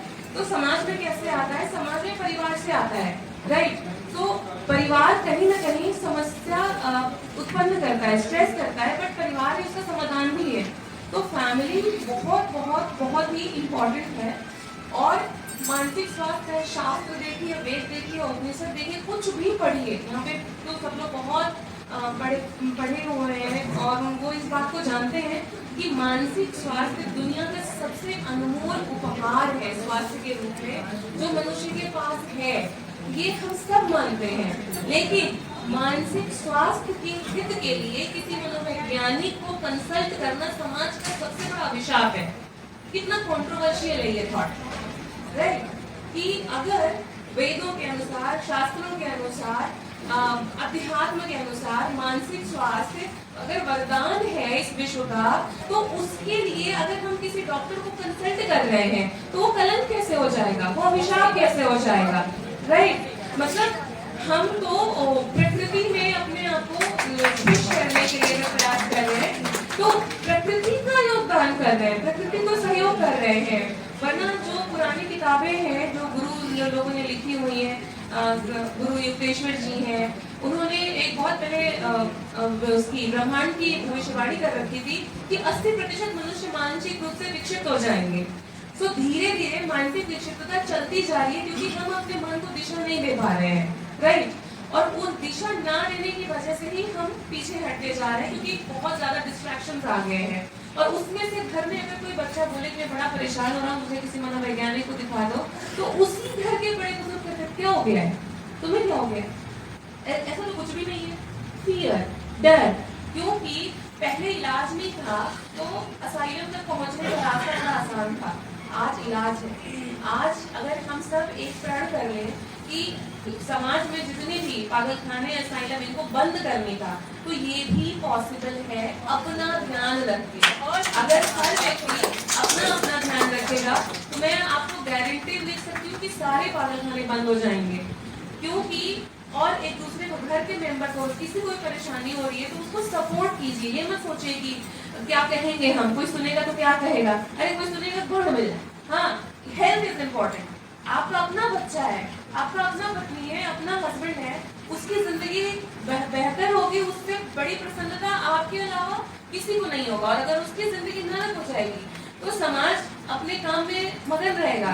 दुख झेलेंगे सिर्फ आप। और एक परिवार में जहाँ पे सिर्फ एक व्यक्ति परेशान था, सही निर्णय ना लेने की वजह से उस परिवार का हर सदस्य उस तनाव में जूझ जाएगा, ठीक है? और सुसाइडल टेंडेंसीज, जो फैमिली के पैटर्न्स होते हैं ना, क्यों एक परिवार में किसी की बुआ ने सुसाइड किया, किसी की बेटी ने भी सुसाइड कर रहा है, बेटा भी सुसाइड कर रहा है, नेचुरल डेथ नहीं हो रही है। लोग कह रहे हैं फैमिली का पैटर्न है, पितृदोष हो गया है, राइट? ठीक है, हो गया है, तो कोई तो होगा ना जो उस फैमिली के पैटर्न को ब्रेक करेगा। तो उस फैमिली के पैटर्न जो बनते हैं वो सारे परिवार मिलके पैटर्न बनाते हैं और परिवार मिलके ही पैटर्न को तोड़ते हैं, क्योंकि सारे परिवार वालों ने एक साथ ये तय किया कि तुम्हारे साथ हम सब परेशान होंगे। तो मानसिक अस्वास्थ्य का जो इलाज, जो ट्रीटमेंट है, वो ये नहीं है कि परिवार के 10 लोग मिल करके जो परेशान है उसके साथ परेशान हो। उसका जो स्टैंड है वो ये है कि परिवार के 10 लोग मिलकर के उस एक लोगों का सहारा बन जाए कि हम तुम्हें डॉक्टर के पास लेकर के चलेंगे और इसमें कोई शर्म नहीं है, कोई संकोच नहीं है, कुछ भी नहीं है। मैं बस एक इतना सही उद्देश्य लेकर के यहाँ पे आई थी कि जितने भी लोग एटलीस्ट यहाँ पर है या न्यूज के द्वारा अगर जिनके तक भी ये मैसेज जा रहा है, वो अपने मस्तिष्क से इस भ्रम को हटा दें कि मानसिक स्वास्थ्य के लिए स्टैंड लेना अभिशाप नहीं है, ये वास्तव में वरदान है। हम प्रकृति को जीने जा रहे हैं, अपने लिए फैसला लेने जा रहे हैं, अपने लिए कुछ करने जा रहे हैं जो किसी भी गहने से ज्यादा मूल्यवान है। लोग इन्वेस्टमेंट कर रहे हैं, पॉलिसीज करा रहे हैं, प्रॉपर्टीज खरीद रहे हैं, बहुत कर रहे हैं। और जैसे ट्रीटमेंट प्लान देखते हैं, ये मेरा अपना एक्सपीरियंसेस है। मैडम बहुत महंगा है। मेरे पास एक क्लाइंट आई थी जिसकी मदर को सिजोफ्रेनिया था और वो खुद पीटीएसडी होता है, पोस्ट ट्रॉमेटिक स्ट्रेस डिसऑर्डर, उससे कैरी कर रही थी और ये भय था कि कहीं मुझे भी सिजोफ्रेनिया ना हो जाए। तो जब मैंने उसको ट्रीटमेंट प्लान दिया तो इट वाज लाइक 35-36 हज़ार रुपए का, जो बहुत बड़ा नहीं है क्योंकि उसमें आपको जिंदगी मिल रही है। उन्होंने मुझसे बोला मैडम अभी हमने गोल्ड इन्वेस्टमेंट शुरू कर दिया है, अब मैं इसको अफोर्ड नहीं कर पाऊंगी। सो अब आप सोचिए कि खुशी, आप तड़प रहे हैं खुश होने के लिए, आपके पास सारी सुविधाएं हैं और अब ये डिसाइड नहीं कर पा रहे हैं कि वास्तविक हैप्पीनेस क्या है। वो बहुत सस्ती है, आपको प्रॉपर्टी ना बने अपने संतान को अगर कुछ देना है तो उसको मानसिक अवेयरनेस दीजिए। क्या करेगा, किसी के लिए पैसा रख के लिए क्या करेंगे तो आप उसको बुद्धि ही नहीं दे पाएंगे कि उसको इस्तेमाल कैसे करना है, तो इस बात के पी जाएगा। देखिए कितना ज्यादा एडिक्शंस बढ़ रहे हैं, इतनी सारी चीजें बढ़ रही हैं कि अगर नहीं पता है कि मुझे कैसे उपयोग करना है सही से, तो वो नहीं कर पाएगा। और ये सिखाएंगे हम ही माँ बाप कि हम कैसे खुद उस पर अमल रहे, तभी हमारे बच्चे सीख पाएंगे। वरना अगर हम कुछ गलत करेंगे और बच्चों को लेक्चर देंगे कि ये सही है ये गलत है, तो none of the child is going to listen to you, I'm so sorry। बच्चा सिर्फ और सिर्फ फॉलो करेगा, राइट। तो सबसे पहले हम अपने लिए अवेयर हो कि अगर हमारे साथ जरा सा भी कहीं परेशानी आती है, दुख भी मानसिक अस्वस्थता है। मानसिक अस्वस्थता सिर्फ वो नहीं है कि हमने अपना कॉन्शियसनेस खो दिया है, वो तो एक्सट्रीम है, उसका तो कोई ट्रीटमेंट नहीं है। मानसिक अस्वस्थता है दुख, कष्ट, पछतावा, अफसोस जिंदगी से, मतलब ऐसे कार्य हुए हैं कि हमें अपनी ही कार्य में पछतावा है, हमें अपने ही कार्य से रोष है, हमें अपने ही कार्य से इतनी तकलीफ है, इतनी पीड़ा है, तो अब अपने आप को कैसे माफ करें? दूसरों को तो नहीं कर पा रहे, सेल्फ को माफ करना और भी मुश्किल है, लेकिन अहम उसको स्वीकार नहीं करने देता है, राइट। तो जितने भी लोग हैं एटलीस्ट हर कोई अपने लिए बस ये सोच ले कि मैं अपने घर में, तो अगर मुझसे कोई कहता है कि मुझे ये परेशानी हो रही है, तो बहुत प्यार से, जैसे हम पंडित को बुला के पूजा और हवन करवाते हैं भूत प्रेत भगाने के लिए, उतने ही प्यार से हम उसको बोले कि ठीक है तुम्हें डॉक्टर कंसल्टेशन कराएंगे ताकि सही समय पे तुम अपने लिए सही डिसीजन लेने की तरह सीख सको, वरना समय निकल जाएगा तो कुछ भी नहीं कर पाएंगे। That's it. Thank you so much. मुझे यही बहुत ही ज्ञानवर्धक और प्रेरणादायी आपने जानकारी साझा किया यहाँ पर। एक बार तालियां आप लोग जोरदार बजाएं। और इसके बाद मैं बलवंत भैया को आमंत्रित करती हूँ, डॉक्टर बलवंत सिंह जी को, बहुत ही आदर और सम्मान के साथ, जो कि अपना उत्तराखंड से सीधे यहाँ पर आए हैं। मैं बहुत ही आदर और सम्मान के साथ आमंत्रित करती हूँ भैया को। उनके सम्मान के लिए मैं संजय समर्थ भैया को आमंत्रित करती हूँ, माला पहनाकर, और अपनी एक गजल का पाठ करेंगे भैया। सम्मान करने वाले भैया बहुत दूर से सिर्फ इस कार्यक्रम के लिए आए हैं, बहुत बहुत साधुवाद भैया। ये उत्तराखंड में गए थे, अपनी यात्रा कर रहे थे, धार्मिक यात्रा थी, पूरी हुई कि नहीं मुझे पता नहीं है। अच्छा, बीच में छोड़, चलिए साहित्यिक यात्रा भी धाम, 4 धाम में से ही 5वीं धाम हो गई। मैं बहुत ही आदर और सम्मान कुमार कुसुम सर दिख रहे हैं, मैं उनको प्रणाम निवेदित करती हूँ।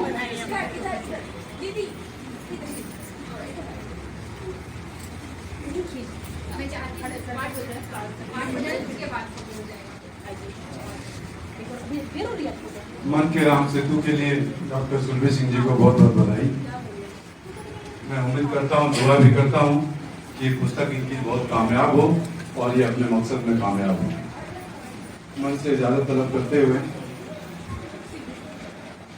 शबे विसाल बासानी चाहिए मुझको, शबे विसाल बासानी चाहिए मुझको, मैं तृष्णा लब हूँ अभी पानी चाहिए मुझको, शबे विसाल बासानी चाहिए मुझको, मैं तृष्णा लब हूँ अभी पानी चाहिए मुझको, मैं रोज रोज नई आजमाइशें करूंगा, मैं रोज रोज नई आजमाइशें करूंगा, सो बात बात पे कुर्बानी चाहिए मुझको, सो बात बात पे कुर्बानी चाहिए मुझको, वो एक शय जिसे दुनिया पुकारते हैं लोग, वो एक शय जिसे दुनिया पुकारते हैं लोग, खरीद लूंगा पसंद आनी चाहिए मुझको, वो एक शय जिसे दुनिया पुकारते हैं लोग, खरीद लूंगा पसंद आनी चाहिए मुझको। से देखने, नींद वैसे भी जब नहीं आती, नींद वैसे भी जब नहीं आती, क्यों कयामत की शब नहीं आती, नींद वैसे भी जब नहीं आती, क्यों कयामत की शब नहीं आती, आपकी याद आप जैसी है, आपकी याद आप जैसी है, जब जरूरत हो तब नहीं आती, आपकी याद आप जैसी है, आपकी याद आप जैसी है, जब जरूरत हो तब नहीं आती, बहुत बढ़िया। तेरी खुशबू चुराने आती है, तेरी खुशबू चुराने आती है, ये हवा बेसबब नहीं आती। तेरी खुशबू चुराने आती है, ये हवा बेसबब नहीं आती। दर से खाली मेरे गई होती, दर से खाली मेरे गई होती, मौत घर बाअदब नहीं आती। दर से खाली मेरे गई होती, मौत घर बाअदब नहीं आती। क्या बताएं जो सच में थी ही नहीं, क्या बताएं जो सच में थी ही नहीं, याद वो लड़की कब नहीं आती। क्या बताएं जो सच में थी ही नहीं, याद वो लड़की कब नहीं आती। क्योंकि लौटी है बेअसर हर बार, क्योंकि लौटी है बेअसर हर बार, अब दुआ ताबलब नहीं आती, अब दुआ ताबलब नहीं आती। रात तो पहले जैसी है लेकिन, रात तो पहले जैसी है लेकिन, नींद पहले सी अब नहीं आती। रात तो पहले जैसी है लेकिन, नींद पहले सी अब नहीं आती। छू लिया तूने वरना फूलों से, छू लिया तूने वरना फूलों से, खुशबू इतनी गजब नहीं आती। छू लिया तूने वरना फूलों से, खुशबू इतनी गजब नहीं आती। खत्म हो जिसपे इंतजार तेरा, खत्म हो जिसपे इंतजार तेरा, जिंदगी भर वो शब्द नहीं आती। बहुत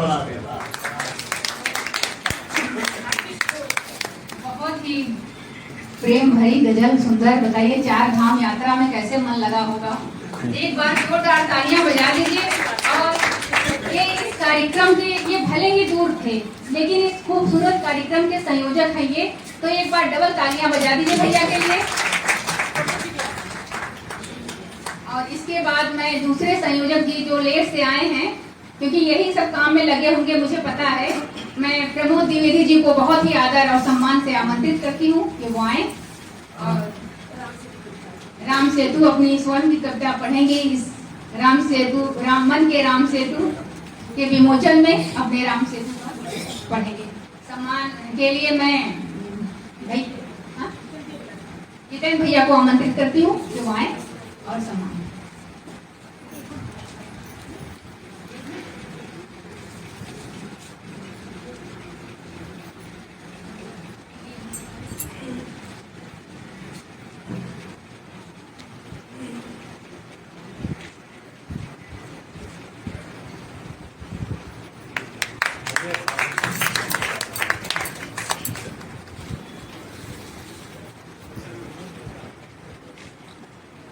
बहुत ही आदर और सम्मान के साथ मैं आमंत्रित करती हूँ। स्वागत है सर।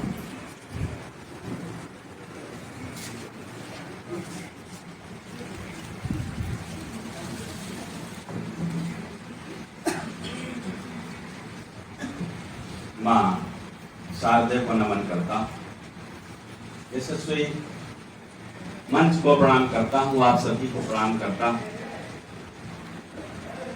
देर से आया इसके लिए क्षमा प्रार्थी हूँ, क्योंकि संयोजक को तो पहले आना चाहिए और संयोजक भी मुझे बाद में पता चला कि मैं इस कार्यक्रम का संयोजक हो गया।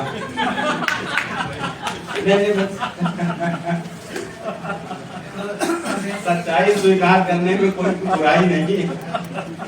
हमारे देश में संविधान पूरा बन गया जिस तरीके से डॉक्टर अम्बेडकर को बाद में बताया गया कि संविधान बन गया और उसके मुखिया बना दिए गए, सब वैसे ही समझ लीजिए। और चलिए इस अवसर पर मैं सर्वप्रथम डॉक्टर सूरभ सिंह जी को बहुत बहुत बधाई देना चाहता हूं, जिन्होंने इतनी सुंदर कृत इस साहित्य जगत को समर्पित की। बहुत बड़ी बात होती है, बहुत मेहनत होती है, बड़ा श्रम होता है किसी कृति को आपके सम्मुख लाने तक, समाज तक लाने के लिए। और मेरे लिए सौभाग्य की बात इसलिए है कि हमारे जो वरिष्ठ कवि हैं, वरिष्ठ साहित्यकार हैं, वो हमेशा कहा करते थे कि जब भी कुछ लिखो, अगर पूरी भीड़ है, पूरी भीड़ के सम्मुख आप कुछ सुना रहे हैं और किसी एक दो के प्रति भी, एक दो के मन भी अगर बदल जाएं, तो आप समझ लीजिए कि आपका कविता लिखना सार्थक है। और मेरे साथ तो ये घटना हुई कि डॉक्टर सूरभ सिंह से अभी मेरी भेंट मुझे लगता है पूरा एक वर्ष भी नहीं बीता होगा संभवतः। और डॉक्टर सर्वेश अस्थाना जी गवाह है और वो इसके माध्यम भी है उनसे मिलवाने का। क्योंकि सृजन सम्मान होना था, उसी समय डॉक्टर सौरभ सिंह जी का भी उसी कार्यक्रम में होना था। हम दोनों लोग उसी कार्यक्रम में मिले थे। उसके बाद मैंने उस कार्यक्रम में एक 2-3 छंद अपने मैंने पढ़े थे और वहीं से डॉक्टर सौरभ सिंह जी का जैसा कहना है, जैसा उन्होंने इस पुस्तक में लिखा भी है कि राम सेतु का जिक्र आया और उससे वो कुछ प्रभावित हुई। और उस हमारे लिए इसलिए सौभाग्य की बात है कि किसी की कविता इतनी प्रभावित कर जाए कि वो किसी की पुस्तक का शीर्षक बन जाए, किसी के कोई कहानी का आधार बन जाए, इससे बड़ी मेरे लिए बात कोई नहीं हो सकती है। तो जैसा कि उनका आदेश भी था कि मैं वो 2-3 छंद आपके समूह निश्चित रूप से प्रस्तुत करूं। यद्यपि ये कविता पढ़ने का माहौल नहीं, हमारे अग्रजों को हमारे मंच को सुनने का इस समय है, लेकिन फिर भी उनके आदेश के अनुपालन में वो 2-3 छंद मैं आपके समूह करता हूँ। सुनिएगा। कुछ मेरे शोध के छंद हैं, जैसा कि मैंने अनुभव किया इस समाज में कि जैसे जब पवित्रता की बात आती है, कहते हैं कौन सा, तो कहते हैं गंगा जल सबसे पवित्र होता है। बस यही से बात शुरू करता हूँ, सुनिएगा। ये भूनभ रसातल कहीं भी खोज लो मिलेगा, आंखों से पवित्र कहीं पानी नहीं विश्व में। ये भूनभ रसातल कहीं भी खोज लो मिलेगा, आंखों से पवित्र कहीं पानी नहीं विश्व में। और पूरी जगती की जो कहानियों की करे बात, मानस सी पावन कहानी नहीं विश्व में। तो दानी तो बड़े बड़े हुए हैं जग में, परंतु दानी तो बड़े बड़े हुए हैं जग में, परंतु बेटी के पिता से बड़ा दानी नहीं विश्व में। बेटी के पिता से बड़ा दानी नहीं विश्व में। और प्रेम के प्रतीकों की अगर तुलना करें तो राम सेतु से बड़ी निशानी नहीं विश्व में। 4 पंक्तियां और इसी परिप्रेक्ष्य में पढ़ना चाहता हूँ, सुनिएगा।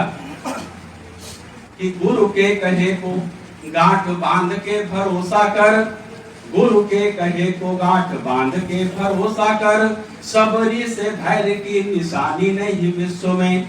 और वासना रहित मात्र दर्शनों की आस लेके, मीरा जैसी प्रेम की दीवानी नहीं विश्व में। तो त्याग में सुभाष, वीरता में शिवा जैसा खास, शेखर के जैसा बलिदानी नहीं विश्व में। शेखर के जैसा बलिदानी नहीं विश्व में। और रणबांकुरों का इतिहास देखे तो लगेगा, राणा से अधिक स्वाभिमानी नहीं विश्व में।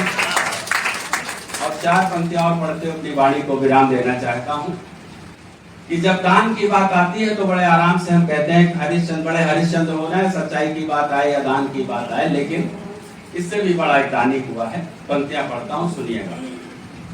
कि राजा महाराजाओं का किया जब अध्ययन, भान हुआ हर्ष जैसा दानी नहीं विश्व में। कि राजा महाराजाओं का किया जब अध्ययन, भान हुआ हर्ष जैसा दानी नहीं विश्व में। और रानियों की जन्म कुंडली पे जब डाली दृष्टि, पाया कहीं झांसी वाली रानी नहीं विश्व में। ये रानियों की जन्म कुंडली पे जब डाली दृष्टि, पाया कहीं झांसी वाली रानी नहीं विश्व में। तो माटी में जहाँ की बलिदानियों के बसे प्राण, दिल्ली के सदृश राजधानी नहीं विश्व में। दिल्ली के सदृश राजधानी नहीं विश्व में। और पूरी दुनिया का करके भ्रमण देख लो तो पाओगे कि भारत का सानी नहीं विश्व में। बहुत बहुत धन्यवाद। एक बार पुनः डॉक्टर सौरभ सिंह जी को बधाई, आप सबको नमन।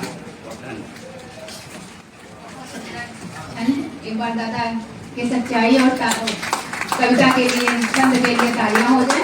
और इसके बाद मैं बस आधा सेकंड का समय लूंगी, उसके बाद मैं मंच पर आती हूँ क्योंकि पूरा समय हो गया है। मैं आदरणीय कुंवर कुसुमेश सर के माल्यार्पण के लिए मैं योगेश भाई को आमंत्रित करती हूँ कि आए और उनका एक माला पहनाकर उनका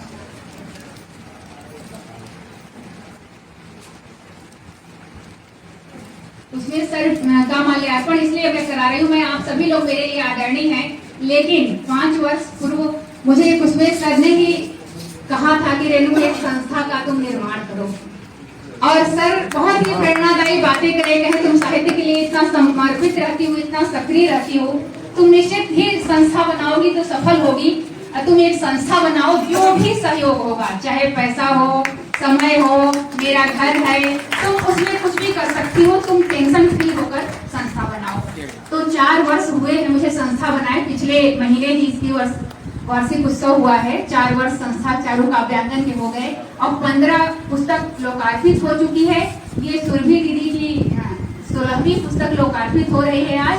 मैं इसीलिए उसमें सर को आमंत्रित की हूँ और हर समय प्रेरणादायी होते हैं। और ये स्वयं गजल के विश्वविद्यालय है, लेकिन जब भी चारू काव्यांगन में आते हैं, कोई भी कार्यक्रम हो, आते जरूर हैं, चाहे जहाँ भी बैठे। मैं बहुत ही साधुवाद देती हूँ और ऐसे ही सर का सहयोग चाहती हूँ। हालांकि चारू काव्यांगन में तो बहुत लोगों का सहयोग है, लखनऊ के बड़े साहित्यकारों का, सभी लोग सहयोग देते हैं, सानिध्य देते हैं, प्रेम देते हैं।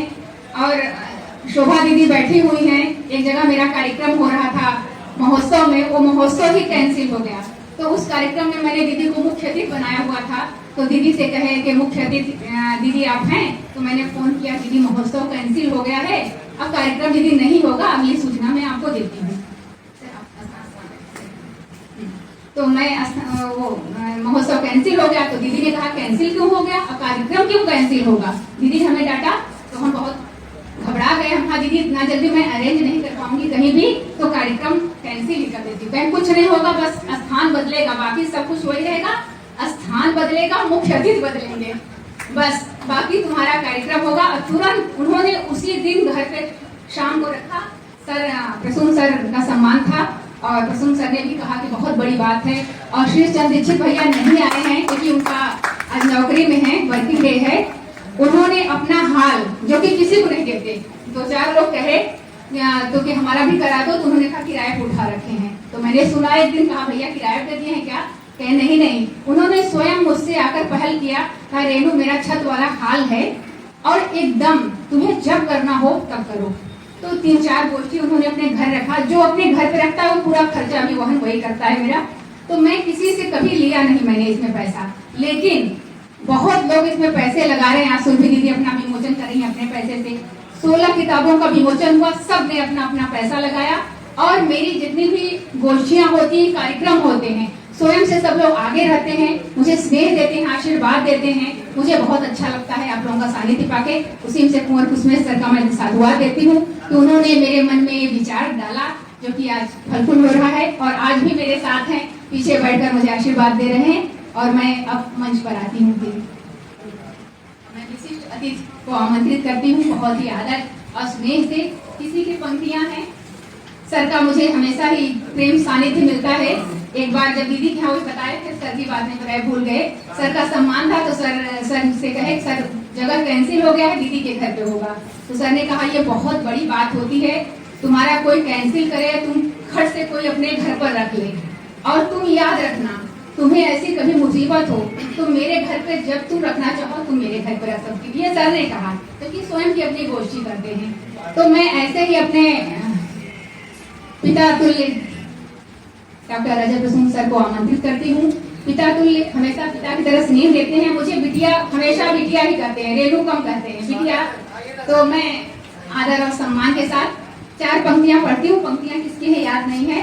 कि आप हिमालय गंग सरीखे, उच्छल जलद तरंग सरीखे, आपका हम अभिनंदन करते, चरणों में वंदन करते। बहुत ही आदर और सम्मान के साथ स्वागत है।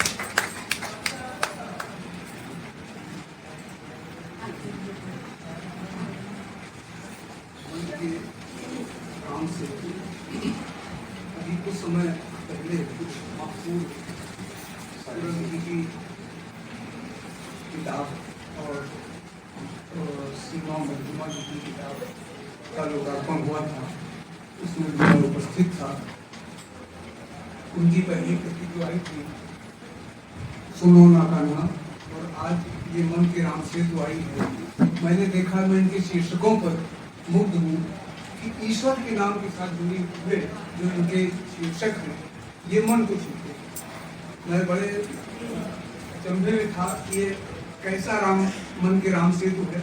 लेकिन स्थिति कुछ इस प्रकार है कि ये जो मन के राम सेतु सुनो न कान्हा, इसके बीच में मैं सोचता रहा कि मतलब इसमें क्या होगा। मैं कल्पना नहीं कर पा रहा था कि ये कहानी क्या थी, या कविता की किताब होगी, मैं नहीं समझ पा रहा था। यहाँ करके पता चला ये कहानियों की किताब है। मैंने देखा नहीं था। तो इतने कम समय में और ये किताबें लाना ये बहुत बड़ी बात है। साहित्य के प्रति इनका समर्पण, जैसा हमारे सर्वेश भाई ने बताया कि पूरी तरह से उसमें ये लीन है कविता में, और इतनी जल्दी इतनी श्रेष्ठ कृतियों का, इतने अच्छे शीर्षकों का चयन करके उसको पाठकों के सम्मुख प्रस्तुत करना ये बहुत बड़ी बात है। इसके लिए मैं उनको बधाई देता हूँ और मैं 4 पंक्तियाँ भी उनको देता हूँ।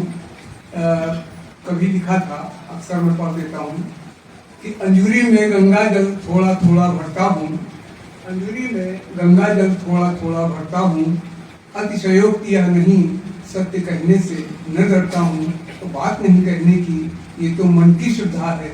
मैं ऐसी साहित्यकार को पूजा करता हूँ, मैं ऐसी साहित्यकार को पूजा करता हूँ।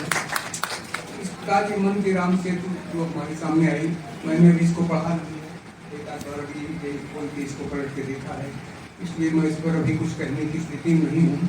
आज सुबह जब मैं उठा तो इस शीर्षक का मैंने ख्याल किया, तो माँ की कृपा से 2 छंद मैंने सुबह ही आज लिखे और मैंने इसको डायरी से, इसमें पहले डायरी लिखा, उसके बाद छोटी डायरी लिखा।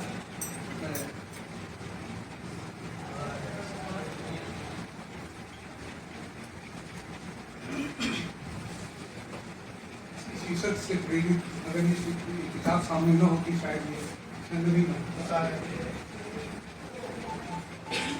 कि राम से तुमन के, राम से तुमन के जो रचे आज जाह्नवी में, आत्मा हमारी परमात्मा को प्राप्त हो।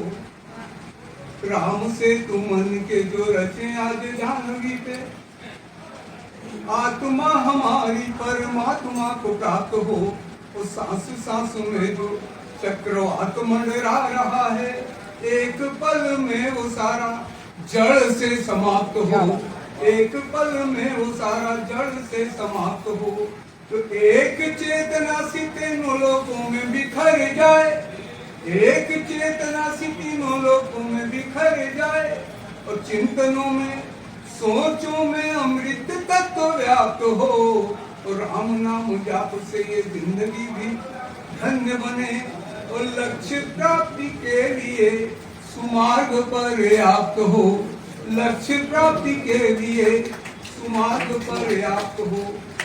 इस पर ये जो छंद था आज की ही का जो सेकंड है मैंने प्रस्तुत किया, और मैं बहुत बहुत बधाइयाँ देता हूँ रवि को जो आज की कार्यकाल है, क्योंकि संस्था के बनने पहले ये संस्था आपकी इस किताब का लोकार्पण कर रही है।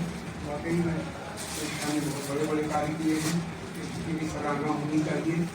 और समय समय पर तमाम बड़े बड़े आयोजनों में उन्होंने रेणु द्विवेदी जी ने संचालन बहुत अच्छा से संपन्न किया था।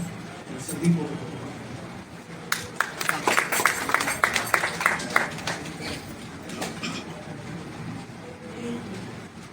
बहुत ही सुंदर सर ने कम समय में बिना किताब पढ़े इतना सुंदर बोलना, ये तो और बड़ी बात है। तालियां बजा दीजिए। और इसके बाद मैं आज के मुख्य अतिथि परम आदरणीय डॉक्टर दयानंद पांडे जी को सादर आमंत्रित करती हूँ मंच पर कि वो आए। आपके सम्मान में मैं प्रोफेसर अनूप जी की 4 पंक्तियाँ पढ़ती हूँ और आपको आमंत्रित करती हूँ कि अदब से उठाना जरा उन दियों को, अदब से उठाना जरा उन दियों को, अमावस में जो तीरगी से लड़े हैं, झुके हैं फलों से लदे ये शजर जो, झुके हैं फलों से लदे ये शजर जो, यकीनन ये हमसे बहुत ही बड़े हैं, यकीनन ये हमसे बहुत ही बड़े हैं। बहुत आदर और सम्मान के साथ आपको आदरणीय आमंत्रित करती हूँ।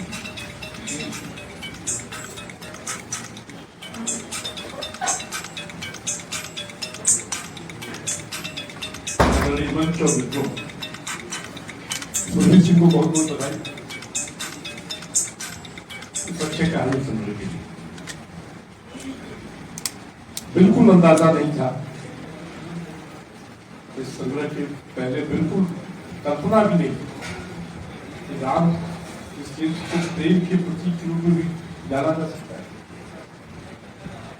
बिल्कुल कभी सोचा ही नहीं। ताजमहल का भी जिक्र किया इन्होंने, ताजमहल तो जाहिर मजाज ही है, सब मजाज है, लेकिन और राम की सेतु के साथ इन्होंने कहानी में जो बिहार के जीतन मांझी है उनका भी जिक्र किया। तो प्रेम के पथ तो ऐसे ही बनते हैं। मुझे कबीर याद आता है। कबीर का विवाह हुआ, पहली रात में, जिसको सुहाग रात भी कहते हैं, उन्होंने अपनी पत्नी से पूछा, ये बताओ क्या तुमने कभी किसी और से भी प्रेम किया है? शुरू में तो जिसे अमूमन स्त्रियां कहती है नहीं कहती। जब कबीर लगभग जिस पर आगे तो उसने कहा हाँ, हमारे पड़ोस में एक लड़का है, उससे मैं प्रेम करती हूँ। कबीर ने कहा चलो मैं तुरंत उन्हें उसके पास पहुंचाता हूँ। उसने कहा नहीं, आपकी माँ मुझे मान लेगी। वो कहा नहीं, मैं माँ को समझाऊंगा। फिर बाहर बारिश हो गई, उसने कहा बारिश बहुत हो रही है, नहीं जाएंगे तो सुबह चलते हैं। कबीर ने कहा नहीं, सुबह चलेंगे तो वो कहेंगे रात बिता के आएंगे। और कबीर जब अड़ गए, उसने कहा अगर मान लो लड़का मना कर दे तो, इनकार कर दे हमें रखने से, तो वो कह रहे पगली तब तो मैं हूं ही ना। तो प्रेम तो कबीर का जो है वैसे ही होता है। वैसे ही नहीं कहते ढाई जाकर प्रेम का पढ़े तो पढ़ी को, वैसे ही नहीं कहते प्रेम में हाथ दिखाए। तो सुरभि सिंह की कथाओं में जो सुरभित हो रही है प्रेम, तो आसान नहीं, बहुत कठिन है। अच्छा, इन्होंने पात्रों के नाम भी राघव सिया ही रखे और बहुत सी अनौपचारिक ढंग से जो आजकल प्रेम है या जो पहले भी प्रेम था, कहानी में ऐसा प्रेम मैंने नहीं पढ़ा। बिल्कुल अनौपचारिक ढंग से चीजें चल रही है। राघव सिया मिलते रहते हैं। जाहिर राघव बहुत सीरियस नहीं है जितना सीरियस सिया है। और स्त्री अस्मिता की जो इसमें प्रेम के साथ साथ स्त्री अस्मिता की भी जो बात चलती है मन के राम सेतु में, वो बहुत बड़ी बात है और इतनी बारीकी से वो बात करती है। आजकल जो स्त्री विमर्श है ना, बहुत लाउड हो गया, बहुत ही ठीक, बहुत ही मतलब विश्वमन की हद तक पहुंच जाता है।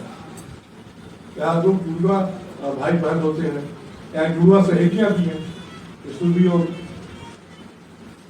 दूसरा नाम तो लोग जानते हैं,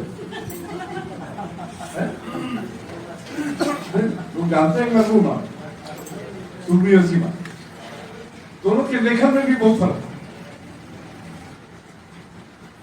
जुड़वा जरूर है, सुरभि बहुत आहिस्ता से अपनी बात है, सीमा बहुत जोर से अपनी बात, दोनों का बहुत बड़ा फर्क है। हाँ ठीक, के पापा हमारे दोस्त थे, इसका कोई दो राय नहीं। सुरभि के पिता को जाने, लेकिन सुरभि ने या सीमा ने जो लिखा है वो बाहर में मैंने सुरभि के पिता से भी मुलाकात की, उन्होंने लिखा है। बात मैं मन के राम सेतु की करूँ, वही कह रहा हूँ, मन के राम सेतु को देखिए। हाँ, अर्चना प्रकाश जी बैठी है, इनकी कहानियों में भी पारिवारिक घटनाओं का जो ताना बाना होता है, बिल्कुल जैसे सिखाने की कोई नजर। मन के राम सेतु में जो कहानी में जो तमाम सारी घटनाएं हैं और घटते घटते ऐसे घटती हैं कि क्या कहूँ। संतोषानंद का गीत है ना कि वो जवानी जवानी नहीं जिसकी कोई कहानी ना हो। मैं कहना चाहता हूँ तो कहानी कहानी नहीं जिसकी आंखों में पानी हो। सुरभि सिंह की कहानियां पढ़ के, हर कहानी पढ़ के आंखों में पानी आया।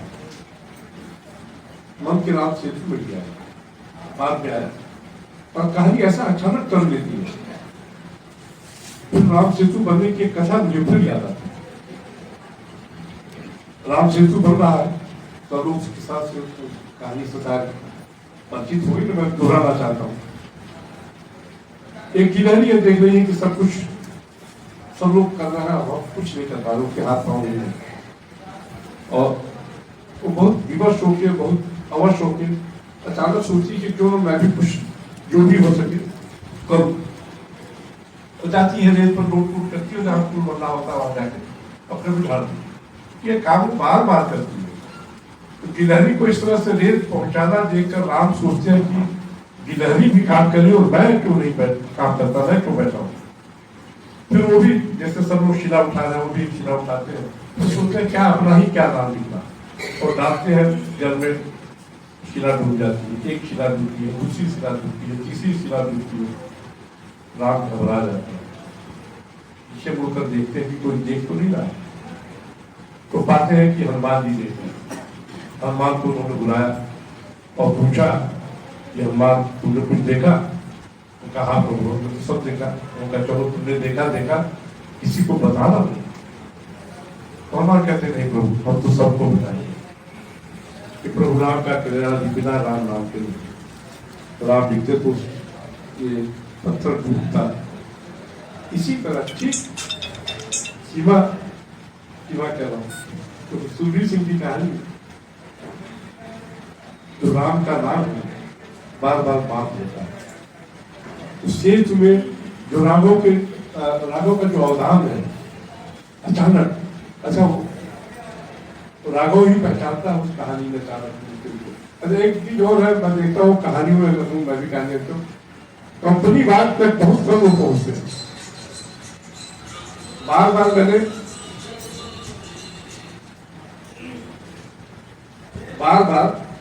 अमृतलाल नागर की कहानियों में, उपन्यासों में कंपनी बात मिलता है।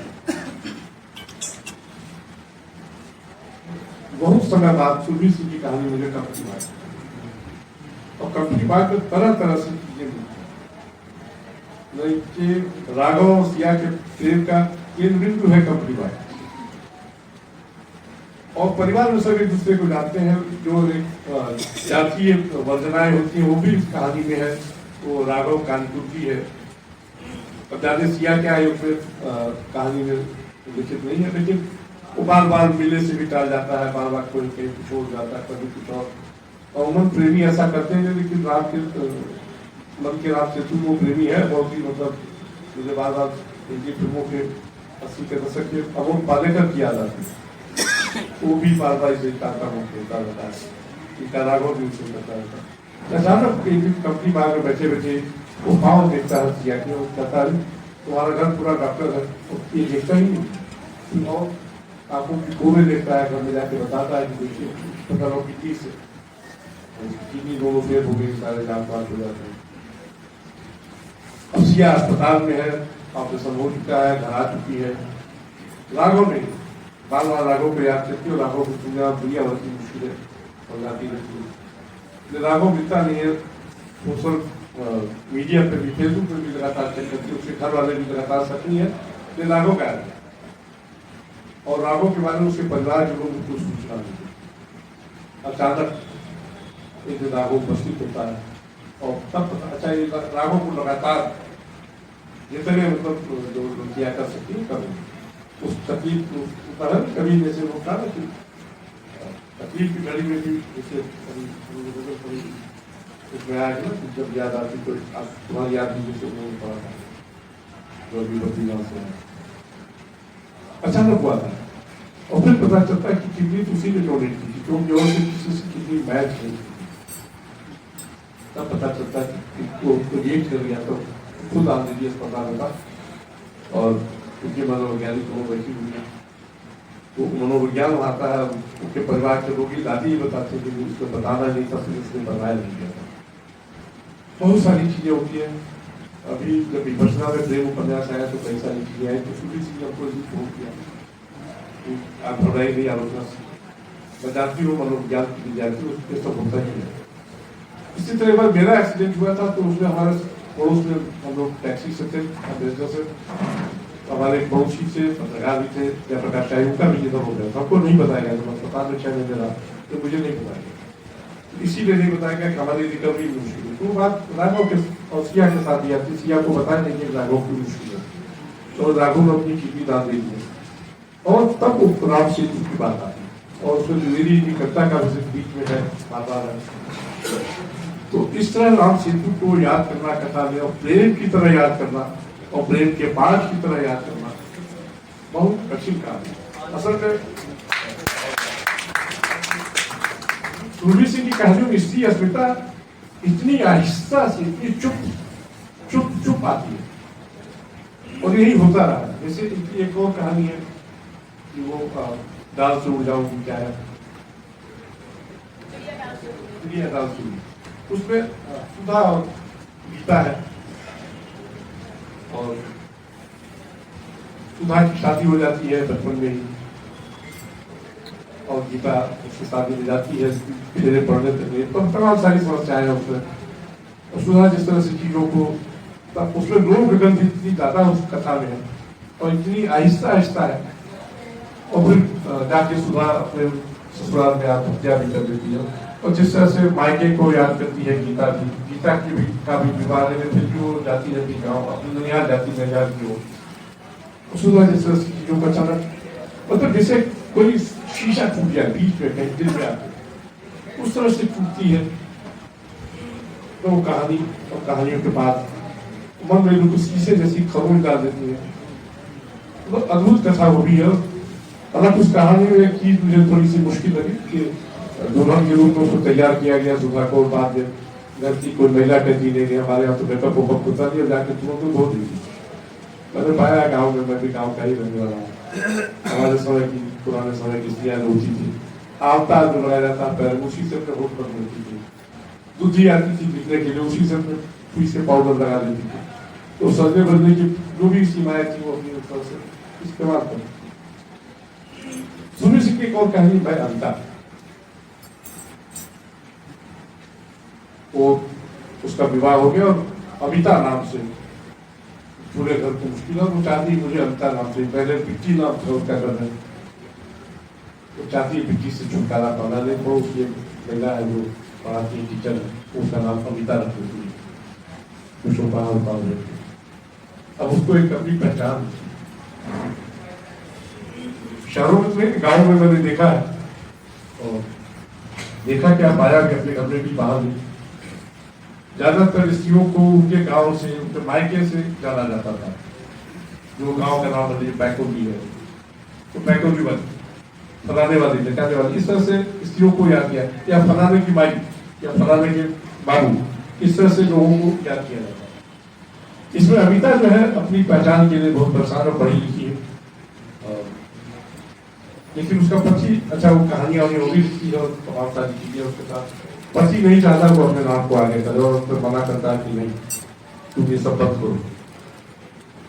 इसी शहर में एक लेखिका सोमित्सा, बहुत मशहूर लेखिका है, बहुत अच्छी कहानियां लिखती थी। उनके पति भी पीसीएस अधिकारी थे, सोमित्सा। उनके साथ भी लगभग यही स्थिति थी जो अमिता की। सोमित्सा की कहानियों को उनके पति तय करते थे कि कहा जाएगी कहा जाए, और अक्सर छोटी पत्रिकाओं में न पहचानना चाहते नहीं थे लिखे हो और बहुत परेशान करते थे। उनकी एक आत्मकथा है पिंजरे की मैना, उसमें उन्होंने बहुत विस्तार से चीजों को लिखा है। लेकिन सुरभि सिंह की जो अमिता है वो चंद्रकिरण सोनिसा की तरह घूमने नहीं देती अपने पति के आगे और अपनी अस्मिता के लिए, अपनी पहचान के लिए लड़ पड़ती है और अंततः तलाक हो जाता है। फिर दूसरा विवाह होता है अमिता का, वहाँ उसके जो दूसरे पति हैं वो उसको अमिता की पहचान भी देते हैं और एक दिन अचानक उसके पहले पति की जो कार है वो उसके घर के आसपास उसी कॉलोनी में बिगड़ जाती है, बन नहीं पाता, प्यास लगी है उसको, पहुंच इलाका है, पानी नहीं मिलता, तो संजोग से उसी के घर में पहुंचता है अपनी दूसरी पत्नी के साथ में। वो बैठाती है, शरबतों पर पिलाती है, उसमें फिर वो उसकी पत्नी पूछती है जो दूसरी वाली है, तो फिर कहती है कि मैं अमिता हूँ। मतलब इतना हल्के से, इतना चुपके से स्त्री विवश की बात को लोग बहुत, जैसे अब यही कहानी सीमा लिखी तो बहुत भला करके लिखी।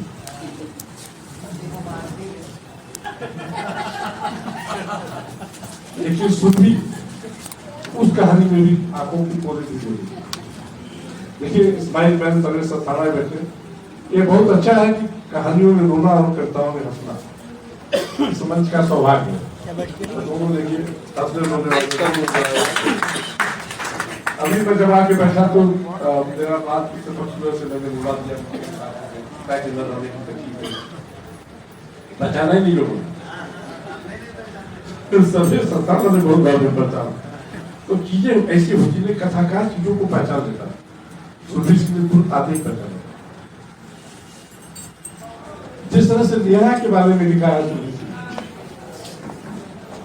वो भी आसान नहीं, खुद उसमें नेहा की आएगी नहीं आएगी, पता नहीं, बहुत छोटी उम्र में सब कुछ है। और जिस तरह से नेहा को आदत दिया उन्होंने बतौर अध्यापक उन्होंने छोटी होने के बाद भी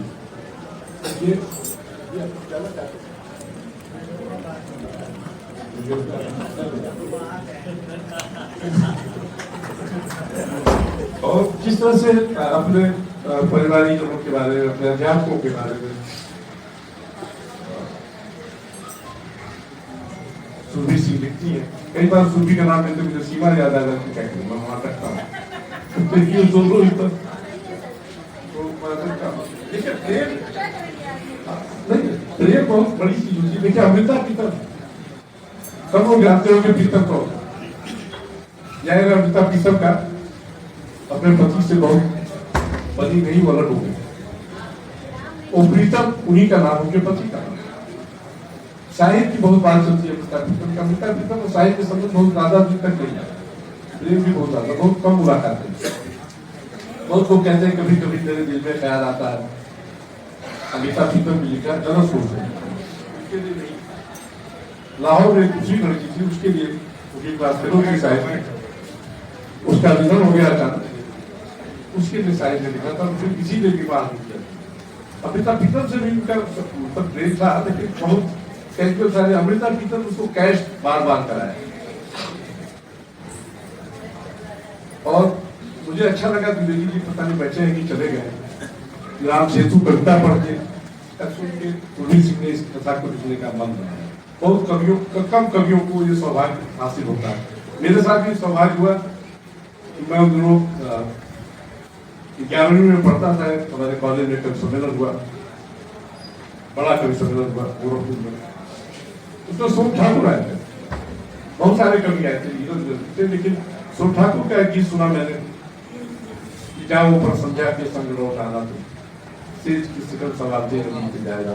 ये गीत मुझे इतना अच्छा लगा कि घर लौट के रात में ही मैं देखकर चले, सोम ठाकुर न होते तो शायद मैं देखकर में आया ही। इसी तरह द्विवेदी जी की नाम से तो कविता न होती तो शायद ये किताब हम लोगों के सामने नहीं होती। तो कविताएं सबरे सस्माना वैसे कविताएं कैसे लोगों को जगाती हैं, कैसे लोगों को हंसाती हैं और रुलाती हैं। आप कहानी की याद तो कर सकते हैं, लेकिन बात बात में कभी कोट करना हो तो कविता ही कोट करते हैं, कोई शेर ही कोट करते हैं। तुलसी या कबीर हमारे यहाँ सिर्फ इसी के प्रासंगिक है, वो प्रेम के भी कवि है और प्रासंगिकता के भी कवि। देखिए प्रेम की बात चल ही रही और राम सेतु की बात चली, एक प्रसंग और मैं तो आप लोगों को सुनाऊं। एक बहुत मशहूर मुहावरा है का वर्षा जब किसी छुपा है, बहुत कम लोग जानते हैं, अक्सर लोग इसको घाट कोई कहता है, घाट में लिखा है, कोई कहता है राई में लिखा है, ये तुलसी में लिखा है। और प्रसंग ये है कि बाल कांड में धनुष टूट चुका है, तो कहते हैं भंग हो चुका है। एक वाटिका में सीता को मालूम है कि राम लक्ष्मण वहां टहलने आएंगे, तो गए हुए, सीता भी अपनी सखियों के साथ बन चल कर पहुंची है, लेकिन राम है कि सीता की लोग देखते ही, सीता बहुत सारे प्रयत्न करती है, यत्न करती है, लेकिन राम नहीं देखते। और सखियों से कहती बताओ मैं इतना इनके लिए बंसवार किया और देखी नहीं दे रही। तो सखियां कहती है कि क्या आप तो जीवन भर के साथ ही रहो। तो सीता जो बार बार सखियां कहती है आपको जीवन भर देखेंगे साथ ही रहना, तो सीता आकुल होकर कहती है कि क्या वर्षा जब किसी सुखा, ये भी एक प्रेम। तो अच्छा तुलसीदास के नाम को मर्यादा पुरुषोत्तम, बहुत मर्यादित ढंग से चीजों को कहते हैं। कई बार क्या होता है ना कि आप जब कथा पढ़ते हैं तो कई और लोग याद आते हैं। सुधीर सिंह की कथा पढ़ते मुझे कहने तो रखिए भी याद है, वो सभी जानते ही कथाकार रचित हैं।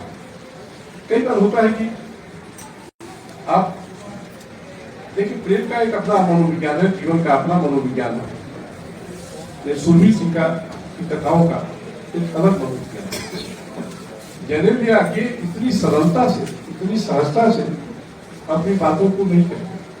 देखिए, ये गा रही है पांडे जी, अभी इन्होंने स्त्रियों के सिजोफ्रेनिया की बात की। हमारे गांव की स्त्रियों में भी सिजोफ्रेनिया होती है और अधिकतर प्रेम में होती है, जिसको गांव के लोग चुड़ैल वाला कहते हैं। वो प्रेम को व्यक्त नहीं कर पाती शिष्या, तो वो चुड़ैल का होता था अभिव्यक्ति की, जो वो कहते थे चुड़ैल। सिजोफ्रेनिया नाम तो बहुत बात है। तो सिजोफ्रेनिया भी प्रेम का एक पार्ट है। इस बात को बहुत कम लोग समझते हैं और कई बार क्या होता है कि प्रेम को लोग समझते हैं, कह नहीं पाते। सुरभि सिंह की कहानियों की खासियत है उनके पास प्रेम को कह लेते हैं, किसी का भी ऐसा प्रेम सिर्फ स्त्री पुरुष का ही प्रेम नहीं होता। अब राम सेतु की बात है, देखिए रामायण में बहुत सारे प्रेम है। निषाद और राम का भी प्रेम है, सबरी और राम का भी प्रेम है, सीता तो है ही। लेकिन इस कहानी संग्रह को पढ़ के मेरी कविता को सुन के और उस कविता से प्रेरित होकर जो उन्होंने मन के राम सेतु लिखा है, ये इसकी आवाज बहुत दूर तक है। कभी किसी ने कविता में या कथा में कल्पना नहीं की थी राम सेतु को प्रेम का भी प्रतीक बना सकते हैं। बहुत बहुत धन्यवाद।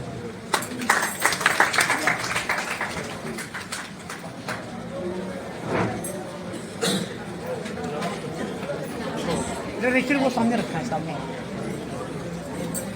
बहुत ही सुंदर और बहुत ही विस्तार से आपने वक्तव्य दिया। एक बार आप लोग जोरदार ताली बजा दीजिए।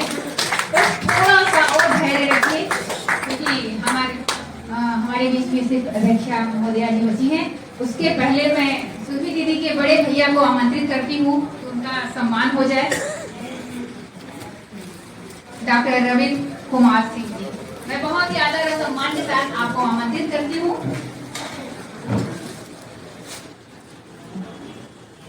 मैं पवन जी को आमंत्रित करती हूँ कि सम्मान में सहयोग करें।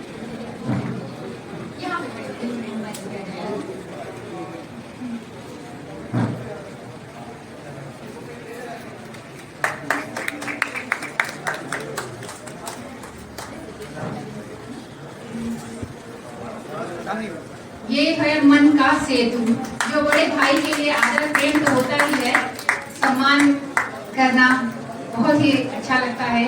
लोग कहते हैं घर का सम्मान कैसा, लेकिन हम लोग सम्मान घर ही से शुरू करते हैं। अगर घर का सम्मान नहीं करेंगे तो हम लोग बाहर भी सम्मान नहीं कर पाएंगे। एक बार भैया के लिए तालियां हो जाए, सुरभि दीदी के मनोभाव के लिए तालियां हो जाए।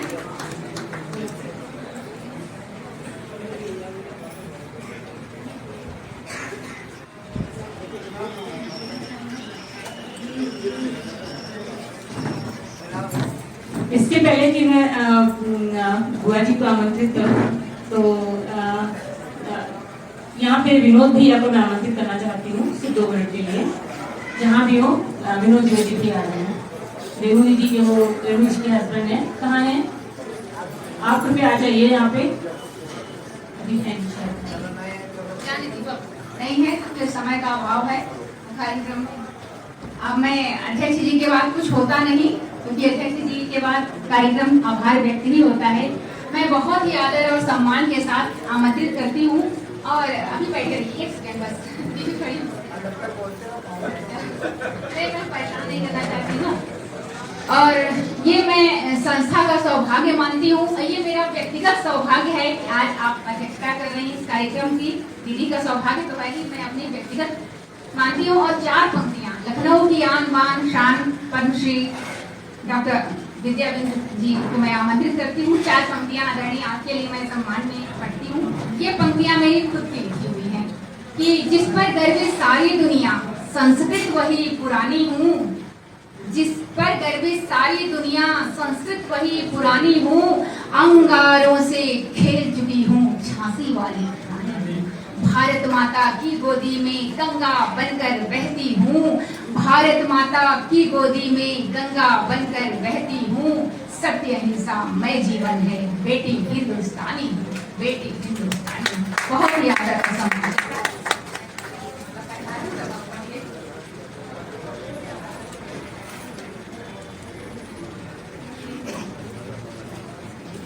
सबसे पहले तो मैं अपने प्रातः स्मरणीय भाई श्रीचंद सिंह की स्मृति को नमन करती हूँ, जिनकी याद बहुत बड़ा संबंध है मेरे लिए। उनको याद करके बहुत ढाढ़स लगता है। कोई भी पर्व त्योहार मेरे मना करने पर भी भैया हरदोई से आते थे, बहुत याद आती है उनकी, और हर सुख दुख में बड़ा संबंध था मेरा उनका। और अपनी बेटी सुरभि को भी आशीर्वाद देती हूँ, जिसने पिता का उत्तराधिकार हो गया साहित्य में। बहुत अच्छे कथाकार थे, बहुत अच्छे निबंधकार थे। मुझे याद है पहली बार आए बड़े संकोच से बोले, विद्या मैंने एक कहानी लिखी है। मैंने कहा भैया सुनाइए। वो कहानी सुनाई उन्होंने, इतनी सशक्त कहानी थी, माहिर नाम था, शायद पहली कहानी थी उनकी। तो मैंने कहा कि इसको प्रकाशित कराइए और भी कहानियां लिखी।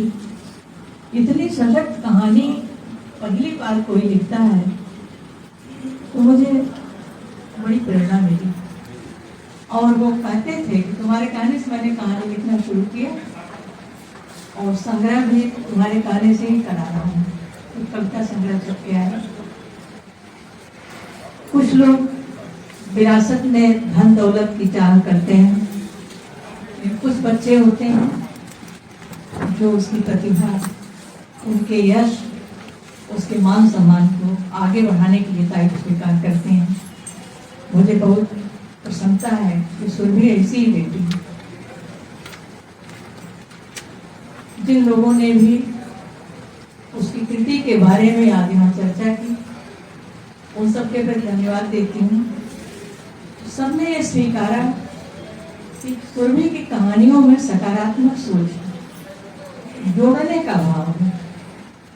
साहित्य जिसमें हित हो उससे जोड़ता है, और साहित्यकार वही है जो जोड़ने की बात करे।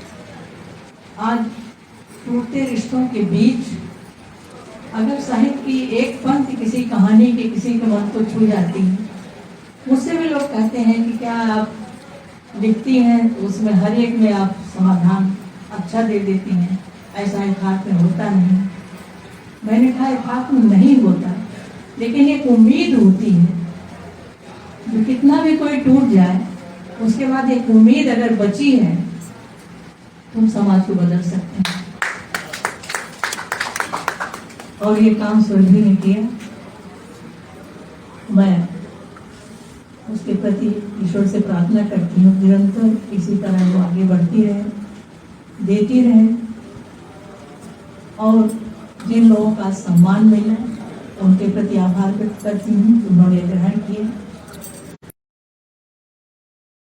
इतनी भीड़ नहीं होती, ये आत्मीयता की भीड़ है, ये भीड़ नहीं है। एक एक व्यक्ति जिसने कुछ कहा और जिसने मौन रह करके सुना, उन सब के प्रति आभार व्यक्त करती हूँ कि आप लोगों ने मेरी बेटी को इतना महत्व दिया, उसको आशीर्वाद दिए। आगे भी आप सबका आशीर्वाद उस पर बना दें। बेटी तमाम बेटियां यहाँ बैठी हैं, तमाम भाई बैठे हैं, सब संचालिका को बहुत बहुत धन्यवाद, अच्छा संचालन किया। इनकी संस्था के प्रति भी शुभकामना।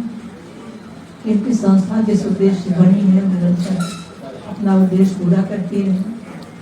और अब देखिए वक्तव्य में जिन लोगों ने कहा, जिन लोगों ने वाणी वर्णना की या किसी भी तरह जुड़े, सब पर टिप्पणी की जाती है, लेकिन मुझे डॉक्टर ने बोलने को मना किया।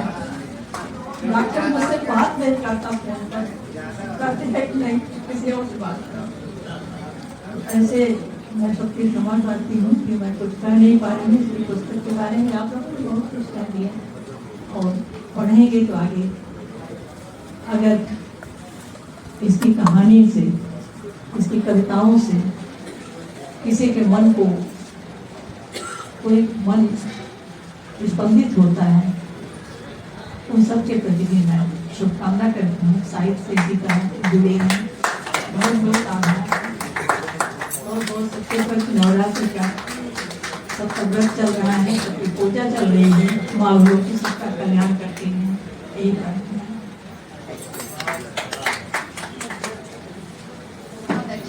और इसके बाद मैं आभार व्यक्त के लिए भैया को बुलाती हूँ, रविंद्र भैया को, कि आए और सभी का आभार व्यक्त करें।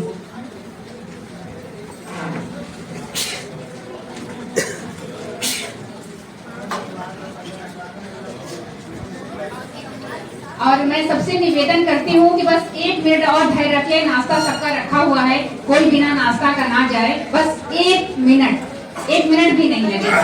मैं सबसे निवेदन करती हूँ, सब लोग यथास्थिति बनाए रखें। बड़ा बुआ जी, जी, मंच पे उपस्थित सभी विशिष्ट हैं, तो अपना अमूल्य समय निकाल कर यहाँ आए हुए सभी सज्जनों को मेरा प्रणाम। बहुत कम शब्दों में मैं अपनी बात समाप्त करूंगा। पिता एक बड़ा लक्ष्य होता है जिसके नीचे हम अपने सपने बुनते हैं, उन्हें साकार करते हैं। पिता सभी के लिए महान होते हैं, सभी के पिता उनके लिए वटवृक्ष होते हैं। लेकिन हम सब लोगों ने भी अपने कुछ सपने बुने थे और लगभग सभी ने अपने अपने सपनों को पूरा किया उन्हीं की छाया में। तो उनके समय चले जाने के बाद में एक जो शून्य पैदा हुआ है, एक बात बना। बहुत खुशी हुई कि मेरी बहन ने उनकी लेखनी थाम ली। हम लोगों के सामने बहुत बड़ा देखा, इतना लिखा, इतना जो उनके विचार थे, सब कुछ अधूरे थे। बहुत बड़ा काम किया सूर्य ने।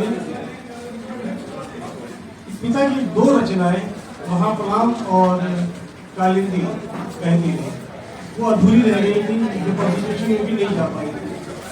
इसने इसको कंपाइल किया, लखनऊ जाके इसमें मेहनत की और बिल्कुल उसी तरह से जिस तरह से पिताजी चाहते थे उन दोनों को पब्लिश कराया।